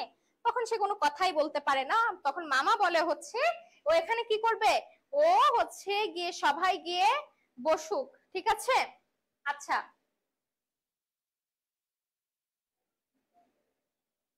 আচ্ছা এখন দেখা যাচ্ছে, এখন ক্লিয়ার? এখন ক্লিয়ার? কথা, স্ক্রিন সব ক্লিয়ার? এখন ক্লিয়ার? জান্নাতুল আরিফা আক্তার, হ্যাঁ অবশ্যই তোমাদের হচ্ছে আজমাল ভাই আজকের ভিতরে তোমাদেরকে রুটিন দিয়ে দেবে ইনশাল্লাহ। ক্লাস শেষেই তোমরা হচ্ছে রুটিন পেয়ে যাবে ইনশাল্লাহ। কল্যাণীর সঠিক বয়স কত ছিল? দেখো, অনুপমের বয়স হচ্ছে যখন বিয়ে ঠিক হয় তখন ছিল খুব সম্ভবত 21, খুব সম্ভবত 21, হ্যাঁ 21ই ছিল। এবং হচ্ছে যখন সে এই গল্পটা লেখে তখন কল্যাণীর তার বয়স ছিল হচ্ছে 27। এই 21 বছর থাকাকালীন কল্যাণীর বয়স ছিল হচ্ছে 15, কল্যাণীর বয়স ছিল 15। এখন যদি অনুপমের বয়স 27 হয় তাহলে এর সাথে সেই সংখ্যাটা যোগ দাও, কত হয় বলো? তোমরা বলো কত হয়, তোমরা বলো কত হয়?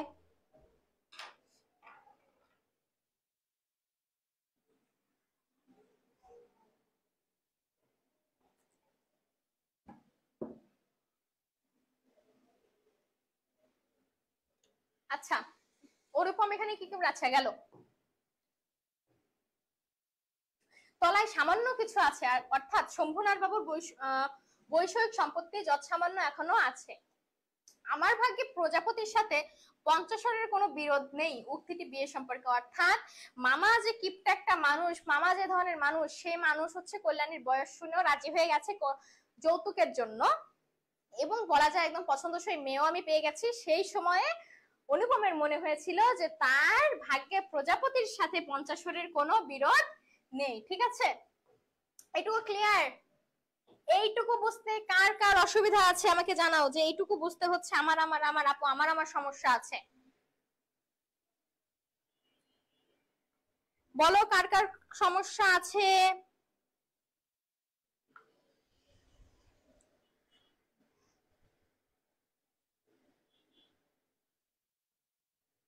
হৃদয় হাসান, সায়েন্স সাবজেক্ট ক্লাস হবে না? রুটিন দিলে জানতে পারবে ভাইয়া কোন দিন কোন ক্লাস হবে। আপাতত বাংলা ক্লাস হচ্ছে, বাংলা ক্লাসটা করো মন দিয়ে। অবশ্যই সায়েন্সের ক্লাস হবে, এবং তোমাদের সায়েন্সের ক্লাস নিবে হচ্ছে তোমাদের সায়েন্সের ক্লাস নিবে হচ্ছে দেশ সেরা মেন্টর, অর্থাৎ তোমাদের ফাহাদ ভাই আছে, সামাদ ভাই আছে, দায়ান ভাই আছে, যারা বুয়েটে পড়াশোনা করছে। এবং তারা হচ্ছে আমার নিজের বিশ্বাস, আমার নিজের খুব পরিচিত, আমাদের যে এবং আমি আমার পার্সোনাল যে এক্সপিরিয়েন্স থেকে বলতে পারি সেটা হচ্ছে যে আমাদের যে টিচার প্যানেল, এই টিচার মানে প্রত্যেকটা মানুষ হচ্ছে আমাদের ঢাকা বিশ্ববিদ্যালয় এবং বুয়েটের, এই ছাড়া বাইরের কোনো মানুষ নেই। ঠিক আছে? তো বলা যায় হচ্ছে তোমরা সায়েন্স, আর্টস, কমার্সের জন্য হাইয়েস্ট যে প্রিপারেশন দরকার সেটা এখান থেকে পেয়ে যাবে। এবং হচ্ছে তোমাদের যে সায়েন্সের ক্লাস সেটা হচ্ছে 26, 27 কিংবা 28 তারিখ থেকে ইনশাল্লাহ তোমার ক্লাস শুরু হয়ে যাবে, এবং ক্লাস নিবে দেশ সেরা মেন্টররা।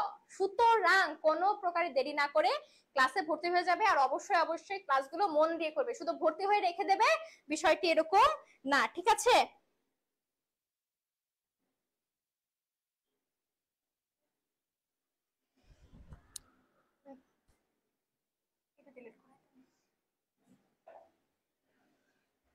আচ্ছা, গুরুত্বপূর্ণ উক্তিতে যাই আমরা একটু। ওকে, এইটুকু পড়া শেষ, এটুকু কারো কোনো প্রবলেম নাই আশা করি। আচ্ছা, দেখা হয় সেই কণ্ঠ শুনি যখন সুবিধা পাই, সুবিধা, সুবিধা নয়, এটা যদি আমি উচ্চারণ করছি সুবিধা সুবিধা, ঠিক আছে, সুবিধা পাই। কিছু তার কাজ করিয়া দেই আর মন বলে এই তো জায়গা পাইয়াছি। ভাবনাটি অনুপমের, অর্থাৎ সে যখন বলে যে হচ্ছে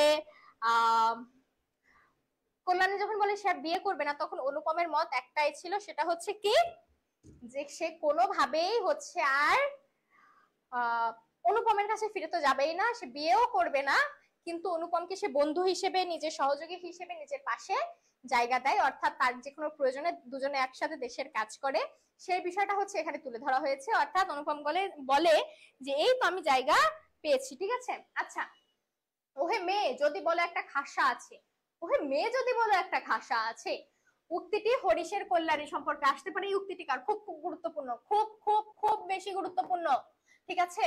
ইহা বিলাতি মাল, ইহাতে সোনার ভাগ সামান্যই আছে। ইয়াররিং সম্পর্কে সে একটা উক্তি, অর্থাৎ এই যে একটা কানের দুল, ঠিক আছে, ইয়াররিং মানে কানের দুল ফর বয়েজ, ঠিক আছে। এই যে একটা কানের দুল দিয়ে তারা হচ্ছে কল্যাণীকে আশীর্বাদ করেছিল, এটা সম্পর্কে শেখরা বলেছে যে এতে স্বর্ণের ভাগ খুব কমই আছে, ঠিক আছে। আচ্ছা, মৃত্যুতে তিনি হাঁপ ছাড়িলেন সেই তার প্রথম অবকাশ, উক্তিটি অনুপমের বাবা, অর্থাৎ ওকালতি করতে করতে ভদ্রলোক এতই টাকা পয়সা ইনকামে ব্যস্ত হয়ে গিয়েছিল, বিশ্রাম নেওয়ার ফুসরতটুকু সে পাচ্ছিলেন না, ঠিক আছে, এই জন্য কথাটা বলা হয়েছে। এম এর বয়স হয়েছে কিন্তু শিক্ষা হয় নাই, কল্যাণী সম্পর্কে অনুপমের মায়ের উপলব্ধি। কারণ হচ্ছে কি, ফ্রেনে যখন দেখা হয়, কোথায় ফ্রেনে যখন দেখা হয়, তখন হচ্ছে প্রচন্ড রকম হাসি ঠাট্টা করছিল তারা মেয়েরা, ঠিক আছে, তখন তার সেই সময়ের মহিলাদের কাছে এই যে হাসি ঠাট্টা করা মেয়েদের, তাদের ইয়ে ছিল যে হচ্ছে তাদের এই একটা ধারণা ছিল যে হচ্ছে এই হাসি ঠাট্টা করা মেয়ে কখনোই ভালো হতে পারবে না, ঠিক আছে। আচ্ছা, ওকে, এই পর্যন্ত সমস্যা আছে? সমস্যা আছে। এইখানে হচ্ছে বিলাসী শেষ, সরি, অপরিচিতা টপিকটা এখানে শেষ। কারো কোনো সমস্যা আছে কিনা আমাকে জানাও, এরপর আমরা বিলাসী টপিকে ঢুকবো। উই উইল এন্টার ইন বিলাসী টপিক। কারো কোনো সমস্যা আছে কিনা জানাও।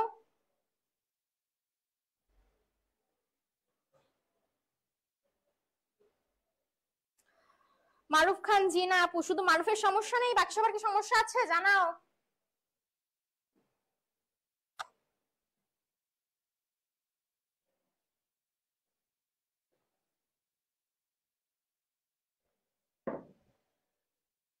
জোবায়ের খান, না আপু, আর কেউ?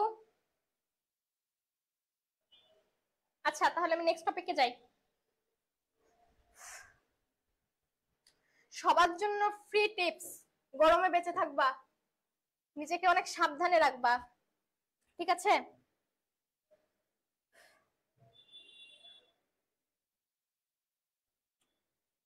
হৃদয় আহমেদ, অনেক ভালো লাগলো। টপিক এখন আরেকটা আছে বাবা, ভালো এত তাড়াতাড়ি লাগাই ধন্যবাদ দিয়ে দিয়ে বিদায় করে দিলে তো হবে না। ওকে, অঙ্কন নাথ নেই আপু, মোহাম্মদ এনায়েত নেই, ওকে, তাহলে আসি আমরা বিলাসীতে। ওয়েলকাম টু বিলাসী টপিক। আচ্ছা, বিলাসী গল্পটাও হচ্ছে আমাদের ইন্টারমিডিয়েট বইয়ের সেকেন্ড যে গল্প সেটা, এবং বলা যায় যে হচ্ছে বিলাসী অত্যন্ত আমার নিজের অত্যন্ত প্রিয়, অর্থাৎ শরৎচন্দ্র চট্টোপাধ্যায়ের লেখা প্রত্যেকটা লেখনই আমার কাছে অত্যন্ত প্রিয়। এখন প্রশ্ন আসতে পারে যে যে আপু আপনার কি তাহলে রবি ঠাকুরের লেখা পছন্দ না? হ্যাঁ, অবশ্যই পছন্দ, কিন্তু আমার নিজের পছন্দের লেখক হচ্ছে শরৎচন্দ্র চট্টোপাধ্যায়। আমার মনে হয় যে আমার জীবনে আমি যত বই পড়েছি, আমার কাছে এখনো আমার যত বইয়ের কালেকশন আছে, সব থেকে বেশি মনে হয় আমার কাছে শরৎচন্দ্রের বই বেশি আছে। আমার তার প্রত্যেকটা লেখনী খুব খুব বেশি পছন্দ। আরো ক্লাস দিবেন? জি ভাই, আরো ক্লাস আছে, বিলাসী টপিক এখনো পুরো বাদ আছে। এত তাড়াতাড়ি শেষ করার ইচ্ছা?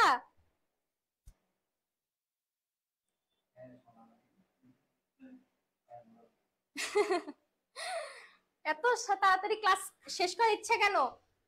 হ্যাঁ, একটু যে বিষয়গুলা একটু ক্লিয়ার করতে হবে, দীর্ঘস্থায়ী হতে হবে, আদারওয়াইজ আপনি তো হাউন আঙ্কেল হয়ে যাবেন, আসবেন পরিচিতি নেবেন, ঠাস করে আবার চলে যাবেন।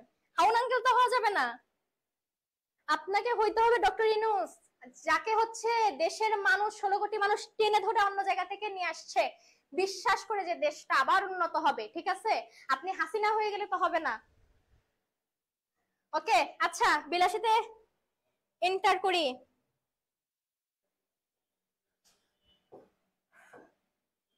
আচ্ছা, প্রিয় মানুষের প্রিয় মুখ। আচ্ছা আচ্ছা আচ্ছা আচ্ছা, বিলাসিতা এন্টার করলাম। বিলাসিতা এন্টার করার আগে সর্বপ্রথম জানতে হবে হচ্ছে আমাদের লেখক পরিচিতি সম্পর্কে। যারা কখনোই শরৎচন্দ্র চট্টোপাধ্যায় বেটার মুখ দেখেন নাই, দেখে নেন। ঠিক আছে, আগামী 30-40 মিনিট এই বেটাকে নিয়ে, বেটার লেখা নিয়ে আমি কথা বলবো। আচ্ছা, আসি তার জন্মে। তার জন্ম হচ্ছে 15 সেপ্টেম্বর 1876 খ্রিস্টাব্দ এবং তার জন্মস্থান হচ্ছে পশ্চিমবঙ্গের হুগলি জেলার দেবানন্দপুর গ্রামে। একদম ঠুটস্থ মুখস্থ করেন কোন জেলার কোন গ্রামে, একদম ঠুটস্থ মুখস্থ করেন, ঠিক আছে?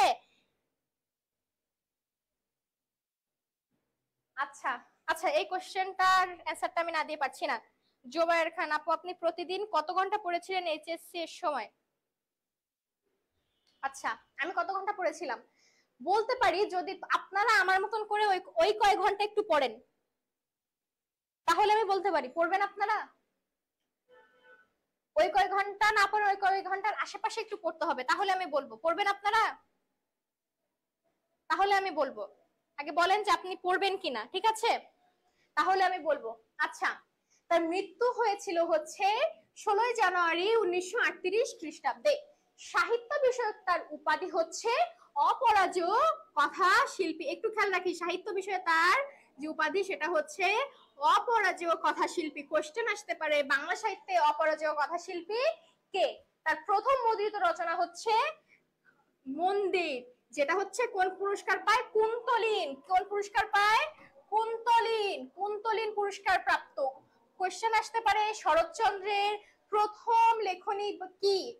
উত্তর হবে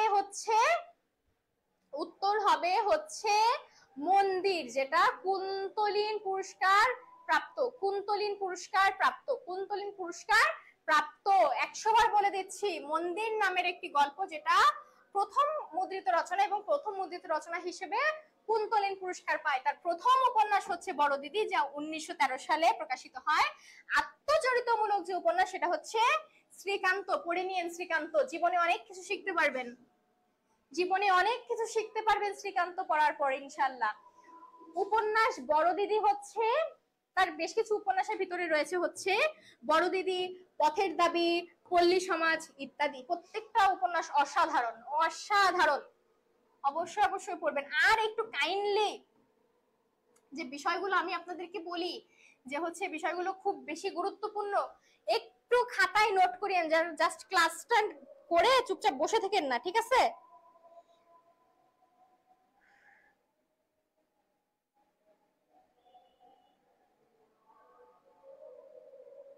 আপনার প্রিয় জোবায়ের খান, আমি হুদাই বলি না ভাই, হ্যাঁ আমার স্টুডেন্ট সব রক্স।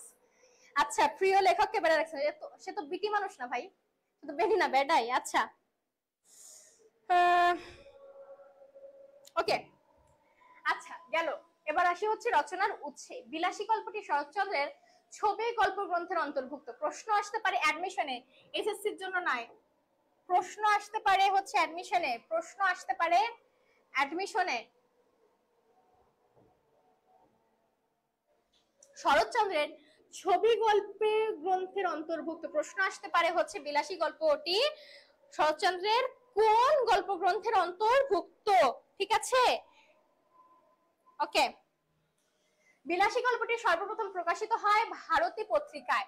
প্রশ্ন আসতে পারে বিলাসী গল্পটি সর্বপ্রথম কোথায় প্রকাশিত হয়? মনে রাখবে বৈশাখ 1325। বিলাসী গল্পটি ন্যাড়া নামের এক যুবকের নিজ জমনিতে বিবৃত, অর্থাৎ হচ্ছে উত্তম পুরুষের বিবৃত। উত্তম পুরুষকে আমরা বুঝি যখন হচ্ছে আমরা নিজের জমানিত, অর্থাৎ আমি গিয়েছিলাম, আমি খেয়েছিলাম, আমি দেখেছিলাম, এই ধরনের কথায় আমরা কোনো লেখনী লিখি, সেটা হয়ে যায় আমাদের জন্য উত্তম পুরুষ, ঠিক আছে? কিন্তু সে গিয়েছিল, সে খেয়েছিল, সে বলেছিল, সেটা উত্তম পুরুষ হয় না। ঠিক এখানে ন্যাড়া নামের এক যুবকের নির্জবনিত অর্থাৎ উত্তম পুরুষে বিবৃত একটি গল্প। বিলাসী গল্পে বর্ণিত হয়েছে দুইটি ভিন্ন ব্যতিক্রম ধর্মী মানব মানবীর চরিত্রের অসাধারণ প্রেমের মহিমা। এই লাইনটা কাইন্ডলি একটু খাতায় লেখেন, লেখেন, সময় দিচ্ছি, লেখেন। সৃজনশীল প্রশ্ন লিখবেন, অথচ এই গল্প থেকে কোশ্চেন আসলে এই লাইনটা লিখবেন না, আপনার মার্কস 4 হয়ে যাবে 2। লাইনটা লেখেন। আপনাদের পাঠ পরিচিতি তো আছে, এই লাইনটা অবশ্যই লাইনটা তুলবেন, অবশ্যই।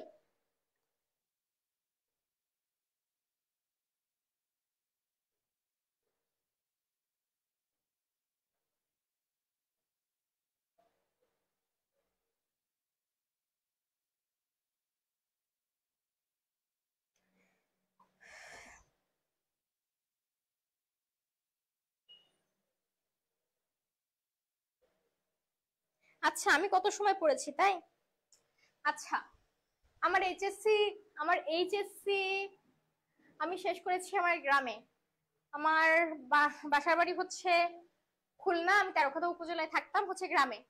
গ্রামের মানুষ খুব তাড়াতাড়ি ওঠে, আমিও ঠিক সেভাবে তাড়াতাড়ি উঠতাম। ঠিক আছে, ফজরের নামাজ পড়ে অলমোস্ট 5টা থেকে 5:30টার ভিতরে আমি পড়তে বসে যেতাম। ঠিক আছে, পড়তে বসে যেতাম। এখন হচ্ছে আমার কলেজ থাকতো 10:30টা থেকে। আমি হচ্ছে 10:30, আমার 1 ঘন্টা লাগতো কলেজে যেতে।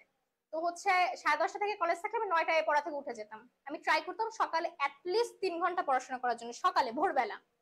কলেজে যেতাম, কলেজ থেকে ফিরতাম 3টা বাজতো তখন, যেহেতু বেশ একটু দূরপাল্লার যাতায়াত ছিল, বাসে যেতে হতো। বাসের জন্য ওয়েট করার একটা বিষয় ছিল, তারপরে হচ্ছে বাস পাওয়ার একটা বিষয় ছিল, যেহেতু গ্রাম গ্রাম এলাকা। তো হচ্ছে বাসায় এসে 3টায় বাসায় এসে গোসল করে নামাজ পড়ে খেয়ে একটু ঘুমানোর চেষ্টা করতাম। ঘুমিয়ে আমি 6টার দিকে উঠে যেতাম। উঠে আমি চেষ্টা করতাম যে ঘুম থেকে ওঠার পরে যেন আমার টাইম ওয়েস্ট না হয়। আমি হচ্ছে দেন 6টা থেকে 6:30টার ভিতরে একদম নামাজ পড়ে সন্ধ্যা নাস্তা করে পড়তে বসে যেতাম। আর হচ্ছে এটা হতো হচ্ছে আমার টাইম ভিত্তিক, যেহেতু আমি অ্যাডমিশনের পরীক্ষা 2020 সাল থেকে শুরু করেছি। অ্যাডমিশনের পড়াশোনাটা আমি 2020 সাল থেকে শুরু করেছি। কিভাবে শুরু করেছি? আমি তখন যে কোশ্চেন ব্যাংক ছিল, ঠিক আছে, ঢাকা বিশ্ববিদ্যালয়ে যে কোশ্চেন ব্যাংক ছিল, এটা 2020 সাল থেকে আমি শুরু করেছি। আমার ম্যাম, আমার কলেজের ম্যাম মনিরুর রহমান মনি, তিনি হচ্ছে আমাকে 20 সাল থেকে ঢাকা বিশ্ববিদ্যালয়ের কোশ্চেন ব্যাংক পড়াচ্ছিলেন। তখন আমার একটা রুটিন ছিল যে হচ্ছে আমি সপ্তাহে শনি সোম আর হচ্ছে বুধ এই 3 দিন এই কোশ্চেন ব্যাংক পড়ার শেষে পড়বো। 2 ঘন্টা হোক, 1 ঘন্টা হোক, 3 ঘন্টা হোক। পাশাপাশি হচ্ছে ম্যাম টুকটাক তখন থেকে আমাকে সাধারণ জ্ঞান, বাংলা এক কথায় প্রকাশ, ইংলিশে হচ্ছে প্রিপোজিশন, মানে মেমোরাইজিং পার্টগুলো একটু একটু একটু একটু করে পড়াচ্ছিলেন। তো হচ্ছে যেদিন যেদিন আমার এই অ্যাডমিশনের পড়াগুলো থাকতো সেদিন আমি পড়তাম রাত 2:30 3টা পর্যন্ত। 3টা পর্যন্তও যেত।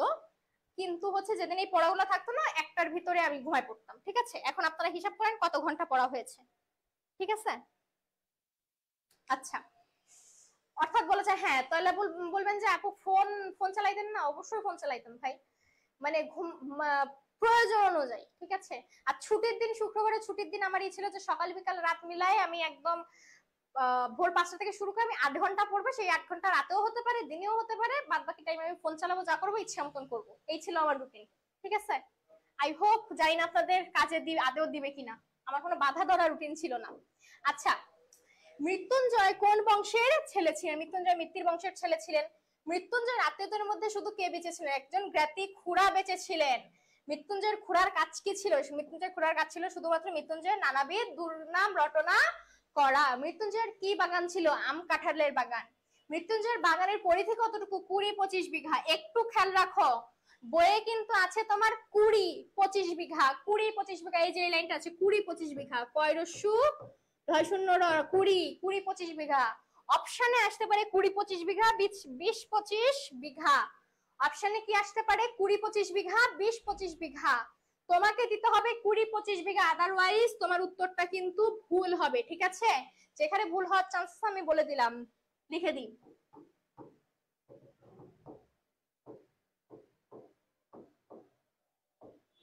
ঠিক আছে, ভুল হতে পারে, ভুল যেন না হয়। কিন্তু এই পাপের দণ্ড একদিন আমাকে ভালো করিয়াই দিতে হইল। উক্তিটিকার ন্যাড়ার গল্পটা অবশ্যই আগে পড়বা, অনেক ইন্টারেস্টিং গল্প, অনেক কিছু শেখার আছে গল্পটা থেকে। আচ্ছা, বিলাসী গল্পে কোন ফলের কথা উল্লেখ আছে? এখানে খুব খুব গুরুত্বপূর্ণ যে বিষয়গুলো হচ্ছে বিভিন্ন সালে তোমাদের এইচএসসি পরীক্ষায় এসেছে, প্লাস হচ্ছে অ্যাডমিশনে এসেছে, ঠিক সেই কোশ্চেনগুলো হচ্ছে আমরা এখানে দিয়েছি।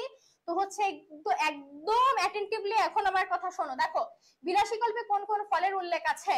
আম, কাঁঠাল, বৈচি। বৈচি অর্থাৎ হচ্ছে বৈচি, রম্ভা, সরি এখানে একটা ইয়া হবে, রম্ভা মানে হচ্ছে কলা, আনারস, খেজুর ইত্যাদি। রম্ভা মানে কলা। ঠিক আছে, বিলাসী গল্পে কোন উপদ্বীপের কথা উল্লেখ আছে? বিলাসী গল্পে কামস্কাটকা অর্থাৎ রাশিয়ার একটা দ্বীপের কথা উল্লেখ আছে। বিলাসী গল্পে উল্লেখিত এডেন বন্দর কোন, কেন বিখ্যাত? সামুদ্রিক লবণ তৈরি করার জন্য এডেন বন্দর বিখ্যাত। এই অ্যাডমিশনের একটা জিকে কোশ্চেন, অ্যাডমিশনের একটা জিকে কোশ্চেন, অর্থাৎ জেনারেল সাধারণ জ্ঞান কোশ্চেন। ঠিক আছে, অ্যাডমিশনের একটা জিকে কোশ্চেন। বিলাসী গল্পে কোন কোন দেশের কথা উল্লেখ আছে? বিলাসী গল্পে উল্লেখ আছে সাইবেরিয়া, বিলাসী গল্পে উল্লেখ আছে পার্সিয়া, বিলাসী গল্পে উল্লেখ আছে ইরান দেশ অথবা বিলাতের কথা। বিলাসী গল্পে কোন সম্রাটের প্রসঙ্গ আছে?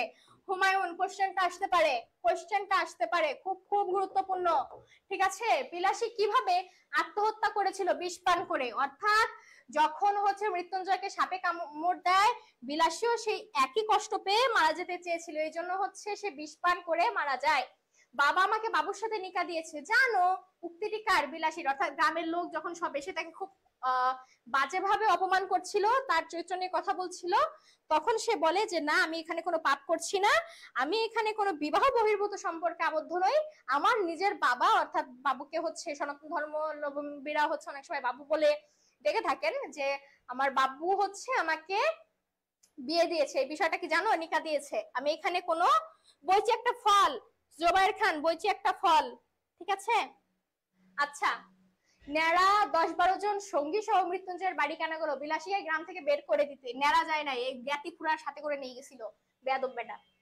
বিলাসী গল্পটি কার মাধ্যমে বর্ণিত হয়েছে? বিলাসী গল্পটি ন্যাড়ার মাধ্যমে বর্ণিত হয়েছে। বিলাসী গল্পের ন্যাড়া আসলে কে? লেখক নিজে, অর্থাৎ শরৎচন্দ্র চট্টোপাধ্যায়। মৃত্যুঞ্জয় কয় মাস শয্যাগত ছিল? বইয়ে উল্লেখ আছে মৃত্যুঞ্জয় 1.5 মাস শয্যাগত ছিল, মৃত্যুঞ্জয় 1.5 মাস শয্যাগত ছিল। গেল গেল, গ্রামটা রসাতলে গেল। উক্তিটি কার? মৃত্যুঞ্জয়ের জ্ঞাতি খুড়ার। সব থেকে গুরুত্বপূর্ণ লাইনগুলো এখানে আমরা তুলে দেওয়ার চেষ্টা করেছি। তার 4th ক্লাসে পড়িবার ইতিহাসও কেউ কখনো শুনি নাই, 2nd ক্লাসে উঠিবার খবরও কখনো পাই নাই। এখানে কার কথা বলা হয়েছে? মৃত্যুঞ্জয়।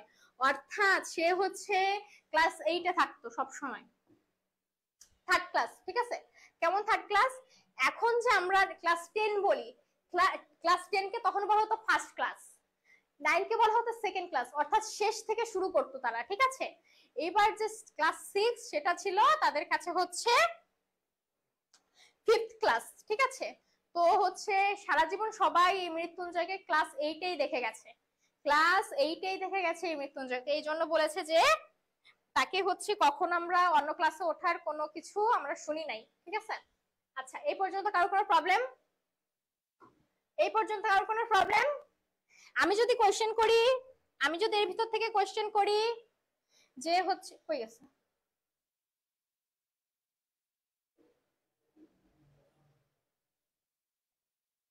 আমি যদি এর ভিতর থেকে কোশ্চেন করি হচ্ছে বিলাসী গল্পে কোন সম্রাটের কথা উল্লেখ আছে?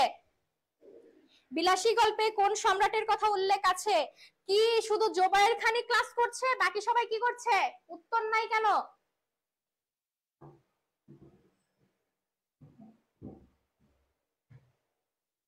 উত্তর নেই কেন?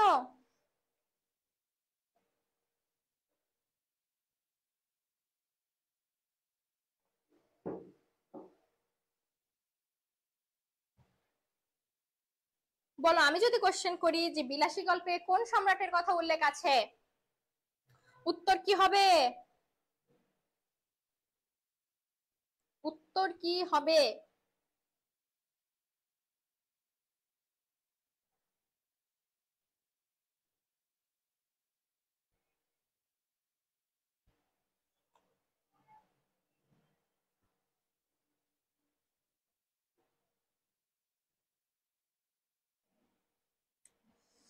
হুমায়ুন। আমি যদি কোশ্চেন করি হচ্ছে মৃত্যুঞ্জয় কয় মাস শয্যাগত ছিল? মৃত্যুঞ্জয় কয় মাস শয্যাগত ছিল বলো, উত্তর কি হবে? মারুফ, অঙ্কন, জুবায়ের, বলো উত্তর কি হবে? মৃত্যুঞ্জয় কয় মাস শয্যাগত ছিল, এর উত্তর কি হবে?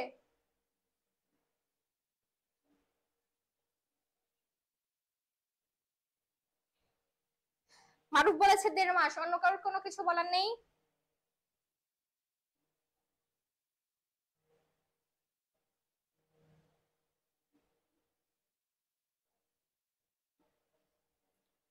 মারুফ বলেছে 1.5 মাস, জুবাইর বলেছে 1.5 মাস, হৃদয় বলেছে 1.5 মাস, শঙ্কন বলেছে 1.5 মাস, জাবেদ বলেছে 1.5 মাস, তিশা না।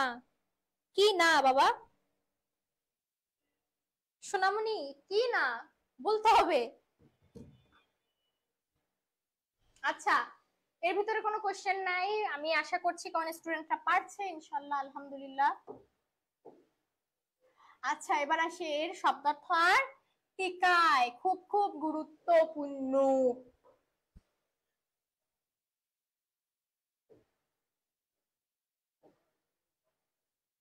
আচ্ছা এন্ট্রান্স, এন্ট্রান্স তোমরা জানো এন্ট্রান্স পরীক্ষাটার মানে কি? তোমরা জানো এন্ট্রান্স পরীক্ষাটার মানে কি?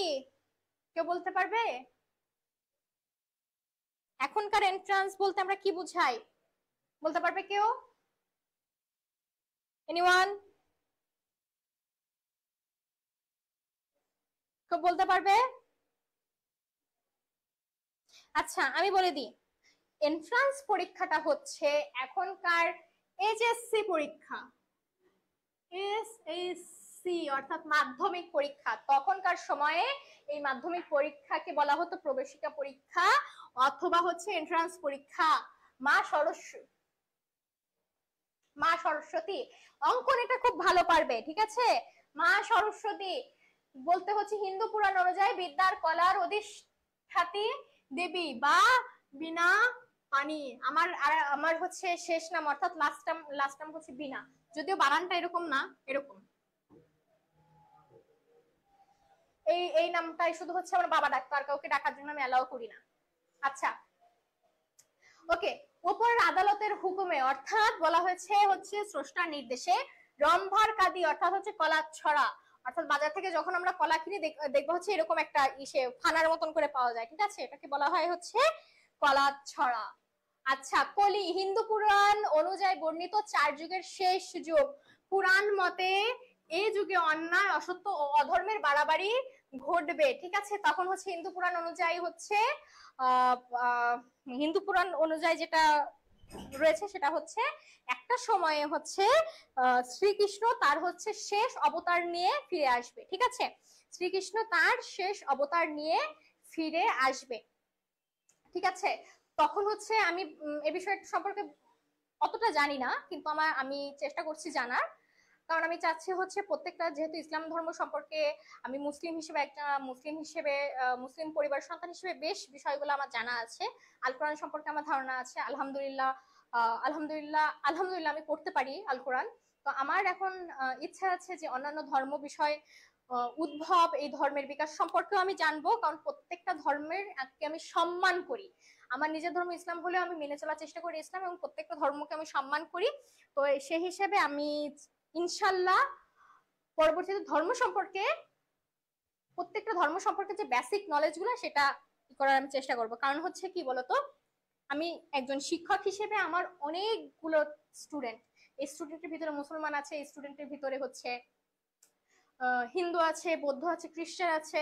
আমি চাই যে আমার প্রত্যেকটা স্টুডেন্টের যে কোনো ধরনের সমস্যায় যাতে আমি সাহায্য করতে পারি। হতে পারে আমার স্টুডেন্ট মুসলিম, আমি যাতে তার লাইফের যদি কোনো প্রবলেম আমার সাথে শেয়ার করে, অথবা তার লাইফ বা তার যে কোনো ধরনের প্রবলেম, আমি যাতে যে একাধারে যেমন আমি আমার মুসলিম ধর্ম অনুযায়ী তাকে হচ্ছে সাহায্য করতে পারি, তাকে উপদেশ বলো কিংবা হচ্ছে পরামর্শ বলো দিতে পারি, আমার অন্য যে ধর্মাবলম্বী স্টুডেন্টরা আছে, হিন্দু বলো, বৌদ্ধ বলো, খ্রিস্টান বলো, যারাই আছে, আমি যেন তাদেরকেও বেসিক সম্পূর্ণ পারবো না, কারণ আমি খুব ক্ষুদ্র একটা মানুষ, খুব ছোট একটা মানুষ, খুব বলা যায় অল্প বয়সে খুব ব্যস্ত একটা মানুষ, সম্পূর্ণ আমি পারবো না, কিন্তু যতটুকু পারি আমি চেষ্টা করব। এই জন্য হচ্ছে মূলত আমি অন্য ধর্ম সম্পর্কে একটু পড়াশোনা শুরু করছি ইনশাল্লাহ। এই যে বিষয়গুলো হচ্ছে আমি সম্পূর্ণ তোমাদেরকে বলতে পারছি না, যে হচ্ছে কলিযুগটা সম্পর্কে সম্পূর্ণ বলতে পারছি না। আমি যতটুকু জানি হচ্ছে এই যুগে হিন্দু পুরাণ অনুযায়ী বলা আছে যে শ্রীকৃষ্ণ তার সর্বশেষ অবতার নিয়ে আসবেন, এবং হচ্ছে সত্যভামা, খুব সম্ভবত তার নাম সত্যভামা, তাকে হচ্ছে শ্রীকৃষ্ণ যে হচ্ছে অভিশাপ দিয়েছিল, সে হচ্ছে কলিযুগ পর্যন্ত বেঁচে থাকবে। এই যে সে আসার পরে একসাথে তারা আবার যুদ্ধ করে, খুব সম্ভবত হ্যাঁ একসাথে যুদ্ধ করে হচ্ছে তারা একটা অন্যায়ের বা হচ্ছে বলা যায় একটা অপশক্তির বিনাশ ঘটাবে, খুব সম্ভবত। আমি বিষয়টা সম্পূর্ণ জানি না, আমি হচ্ছে ভুল হলে আমাকে ক্ষমা সুন্দর দৃষ্টিতে দেখবে আশা করি। আচ্ছা আচ্ছা, খরিশ গোখরা, খরিশ গোখরা হচ্ছে খুব বিষাক্ত এক প্রকার সাপ, ঠিক আছে? যমরাজ, যমরাজ হচ্ছে আমাদের যেমন বলা হয় আজরাইল, হিন্দু পুরাণ অনুযায়ী যমরাজ হচ্ছে মৃত্যুর দূত, মৃত্যু না মৃত্যুর দূত, যমরাজ হচ্ছে মৃত্যুর দূত, অর্থাৎ হচ্ছে আমরা যেমন বলি আজরাইলে আমাদের জান কবজ করে নেয়, হিন্দু পুরাণ অনুযায়ী বা হিন্দু রীতি অনুযায়ী তাদের ওখানে বলা আছে যে হচ্ছে যমরাজ এসে তাদের হচ্ছে যে প্রাণ সে প্রাণ নিয়ে নেয়। 4th ক্লাস এখনকার 7ম শ্রেণী, ঠিক আছে, যা বললাম আমি। 2nd ক্লাস এখনকার 9ম শ্রেণী, কামুস কাটকা। প্রকৃত উচ্চারণ দেখো, এখানে ভুল উচ্চারণ দিয়ে হচ্ছে গল্পতে লেখা আছে কামুস চাটকা, প্রকৃত উচ্চারণ হচ্ছে কাম চাটকা। জায়গাটা কোথায়? রাশিয়ার অন্তর্গত সাইবেরিয়ার উত্তর পূর্বে অবস্থিত একটি উপদ্বীপ। অর্থাৎ হচ্ছে কামচাটকা একটা উপদ্বীপ। বহু কৃষ্ণ প্রশ্ন বন ও 17টি জীবন্ত আগ্নেয়গিরি আছে। অ্যাডমিশনের জন্য জিকে কোশ্চেন আসতে পারে, এইচএসসি তে কোশ্চেন আসতে পারে যে হচ্ছে কামচাটকা দ্বীপে কতটি জীবন্ত আগ্নেয়গিরি রয়েছে? উত্তর হবে 17টি। বলো কতটি? কামচাটকা দ্বীপে কতটি জীবন্ত আগ্নেয়গিরি রয়েছে? 17টি। এখনো জীবিত রয়েছে। প্রচুর পরিমাণে স্যামন মাছ পাওয়া যায় বলে দ্বীপটি হচ্ছে স্যামন মাছের দেশ নামেও পরিচিত। স্যামন একটা মাছের নাম, এই দ্বীপে প্রচুর পরিমাণে এই মাছটা পাওয়া যায়, এই জন্য একে একাধারে হচ্ছে স্যামন মাছের দেশ নামেও ডাকা হয়ে থাকে। আচ্ছা, এর রাজধানী শহর হচ্ছে পেত্রোপাভলোভস্ক। পেত্রোপাভলোভস্ক, এটাও তোমাদের আসতে পারে, ঠিক আছে।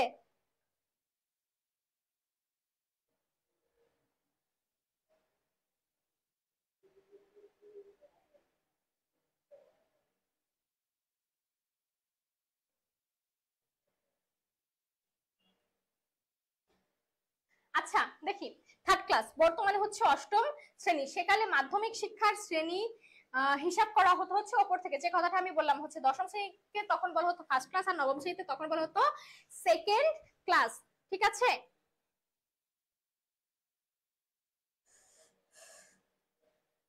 আচ্ছা, এই পর্যন্ত কারোর কোনো সমস্যা আছে? এই পর্যন্ত কারোর কোনো সমস্যা আছে? আমাকে জানাও যে এইখানে কারোর কোনো প্রবলেম আছে কিনা এই পেজে, জানাও, আনারস আমি নেক্সট পেজে যাব।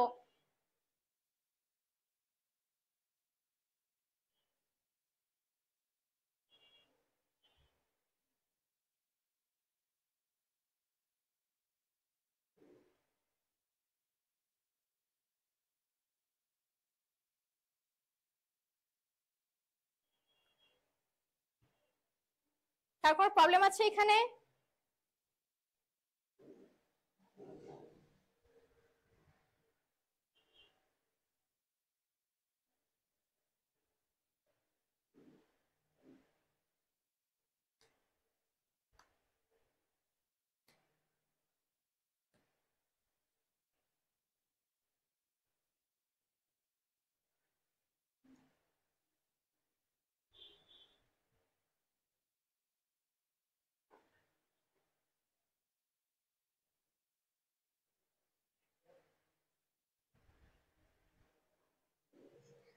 জোবায়ের খান, আচ্ছা, ইসলাম কি সমর্থন করে, ইসলাম কি সমর্থন করে না সে বিষয়ে বিস্তারিত আলোচনায় তোমার সাথে আমি এখানে নাইবা গেলাম। কিন্তু আমি একটা কথা বলি, জীবিকার তাগিদে, জীবিকার প্রয়োজনে, কিংবা বলো সময়ের প্রয়োজনে অনেককে অনেক কিছু করতে হয়।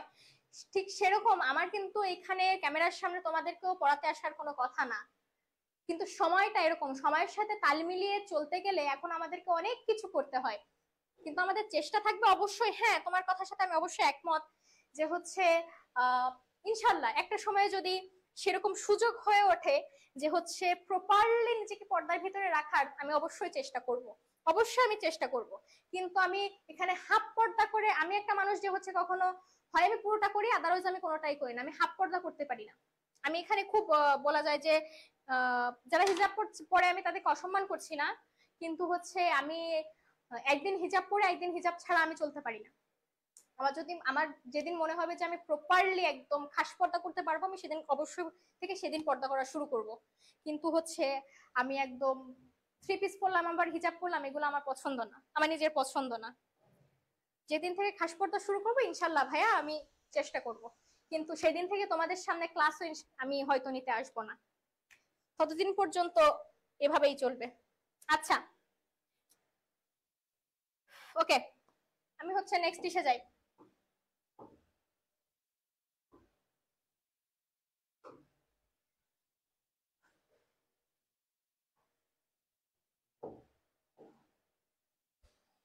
পার্সিয়া, পারস্য বা ইরান দেশ। প্রত্নতাত্ত্বিক, আছে প্রত্নতাত্ত্বিক অর্থটা একটু আমরা একটু খেয়াল রাখি। পুরাতত্ত্ব প্রত্নতত্ত্ববিদ প্রাচীন ধ্বংসাবশেষ মুদ্রালিপি ইত্যাদি থেকে ঐতিহাসিক তথ্য নির্ণয়ের বিদ্যায় পণ্ডিত ব্যক্তি। মালো সাপের ওঝা, অর্থাৎ সাপের ওঝাকে আগে হচ্ছে বলা হতো মালো। এরা সাপ ধরতে, সাপের কামড়ের চিকিৎসায় ও সাপের খেলা দেখাতে পটু। ঠিক আছে। বারোয়ারি অনেকের সমবেত প্রচেষ্টায় যা করা হয়। সর্বজনীন নিকা অর্থাৎ বিয়ে, এখানে তাচ্ছিল্য সূচক প্রয়োগ। আচ্ছা,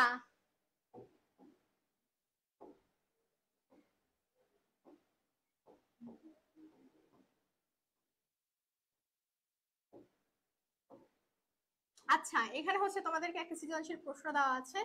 আমার যারা স্টুডেন্ট, আমার মনে হয় না সৃজনশীল প্রশ্নটা আবার এক কথা আবার আজকে রিপিট করতে হবে, প্রয়োজন আছে কি?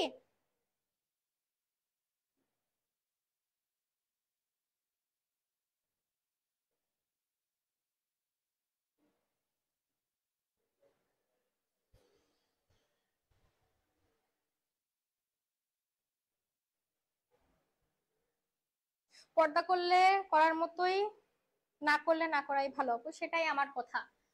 কারণ হচ্ছে আমার মাইগ্রেনের সমস্যা 7 বছর বয়স থেকে।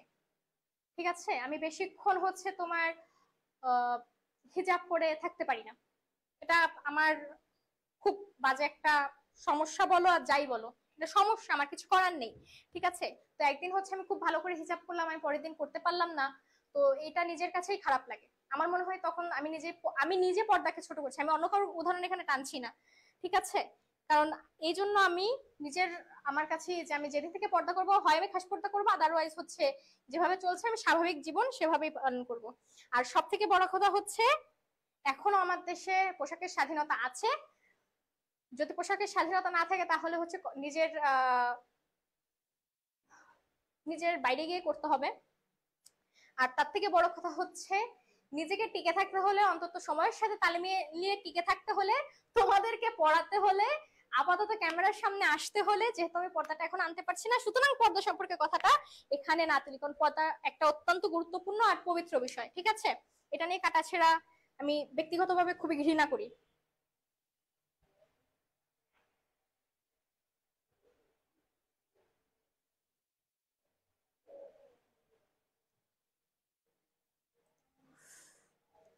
এই কমেন্ট বক্সে ঝগড়া লাগাও না, ক্লাস করো।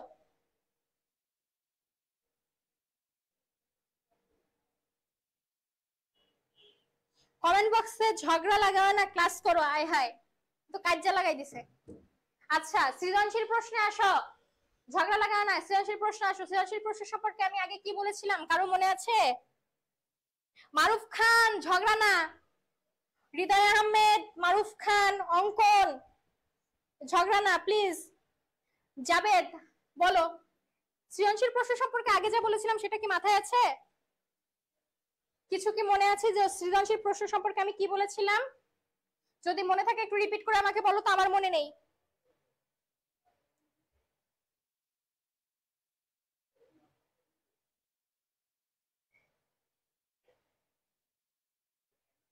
বলো বলো বলো, সৃজনশীল প্রশ্ন সম্পর্কে কারোর কি কোনো কথা মাথায় আছে? আমি একটু ওয়েট করি। এই কারোর মনে নাই? কেউ কোনো কথা বলো না কেন?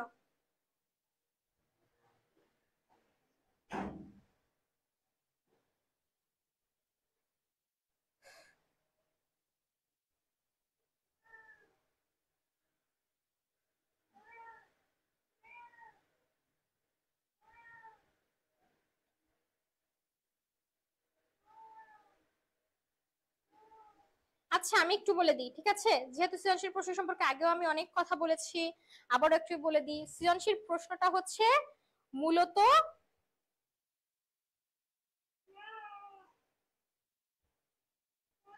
সৃজনশীল প্রশ্নটা হচ্ছে মূলত একটা প্রশ্ন থাকে যেখানে হচ্ছে একটা উদ্দীপক থাকে এবং হচ্ছে 4টা কোশ্চেন থাকে, এবং এই 4টা কোশ্চেন লেখার যে নিয়ম সেই সম্পর্কে আমি তোমাদেরকে এর আগে অনেক অনেক অনেকবার বলেছি। আমার মনে হয় না এক কথা রিপিট করার কোনো প্রয়োজন আছে। সর্বপ্রথম হচ্ছে আমি একটু লেখা সম্পর্কে বলি, যে কিভাবে লিখলে ভালো হবে, কিভাবে লিখলে হচ্ছে হাইয়েস্ট নাম্বার পাওয়া যাবে। সেটা হচ্ছে কিভাবে লিখলে হাইয়েস্ট নাম্বার পাওয়া যাবে সেটা হচ্ছে কখনোই আমরা একদম একটা প্রশ্ন লেখার সময় এত নং প্রশ্ন, সরি,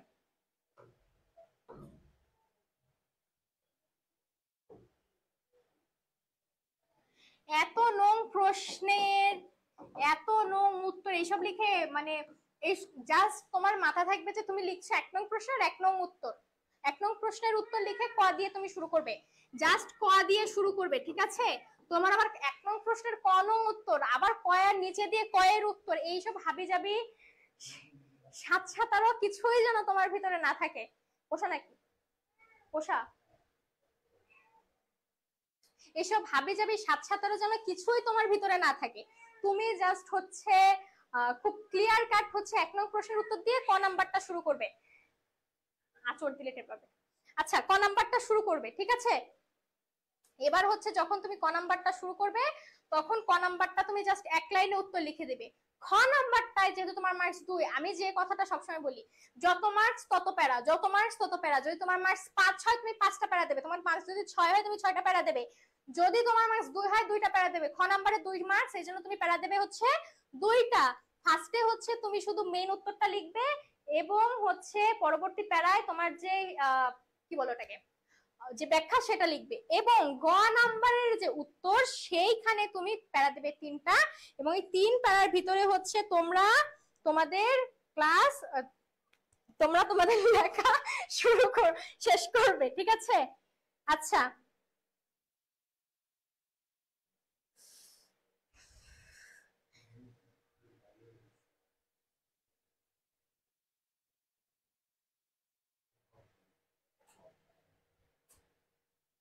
আচ্ছা ঠিক সেম ভাবে হচ্ছে গ নাম্বার আর ঘ নাম্বার শেষ করবে।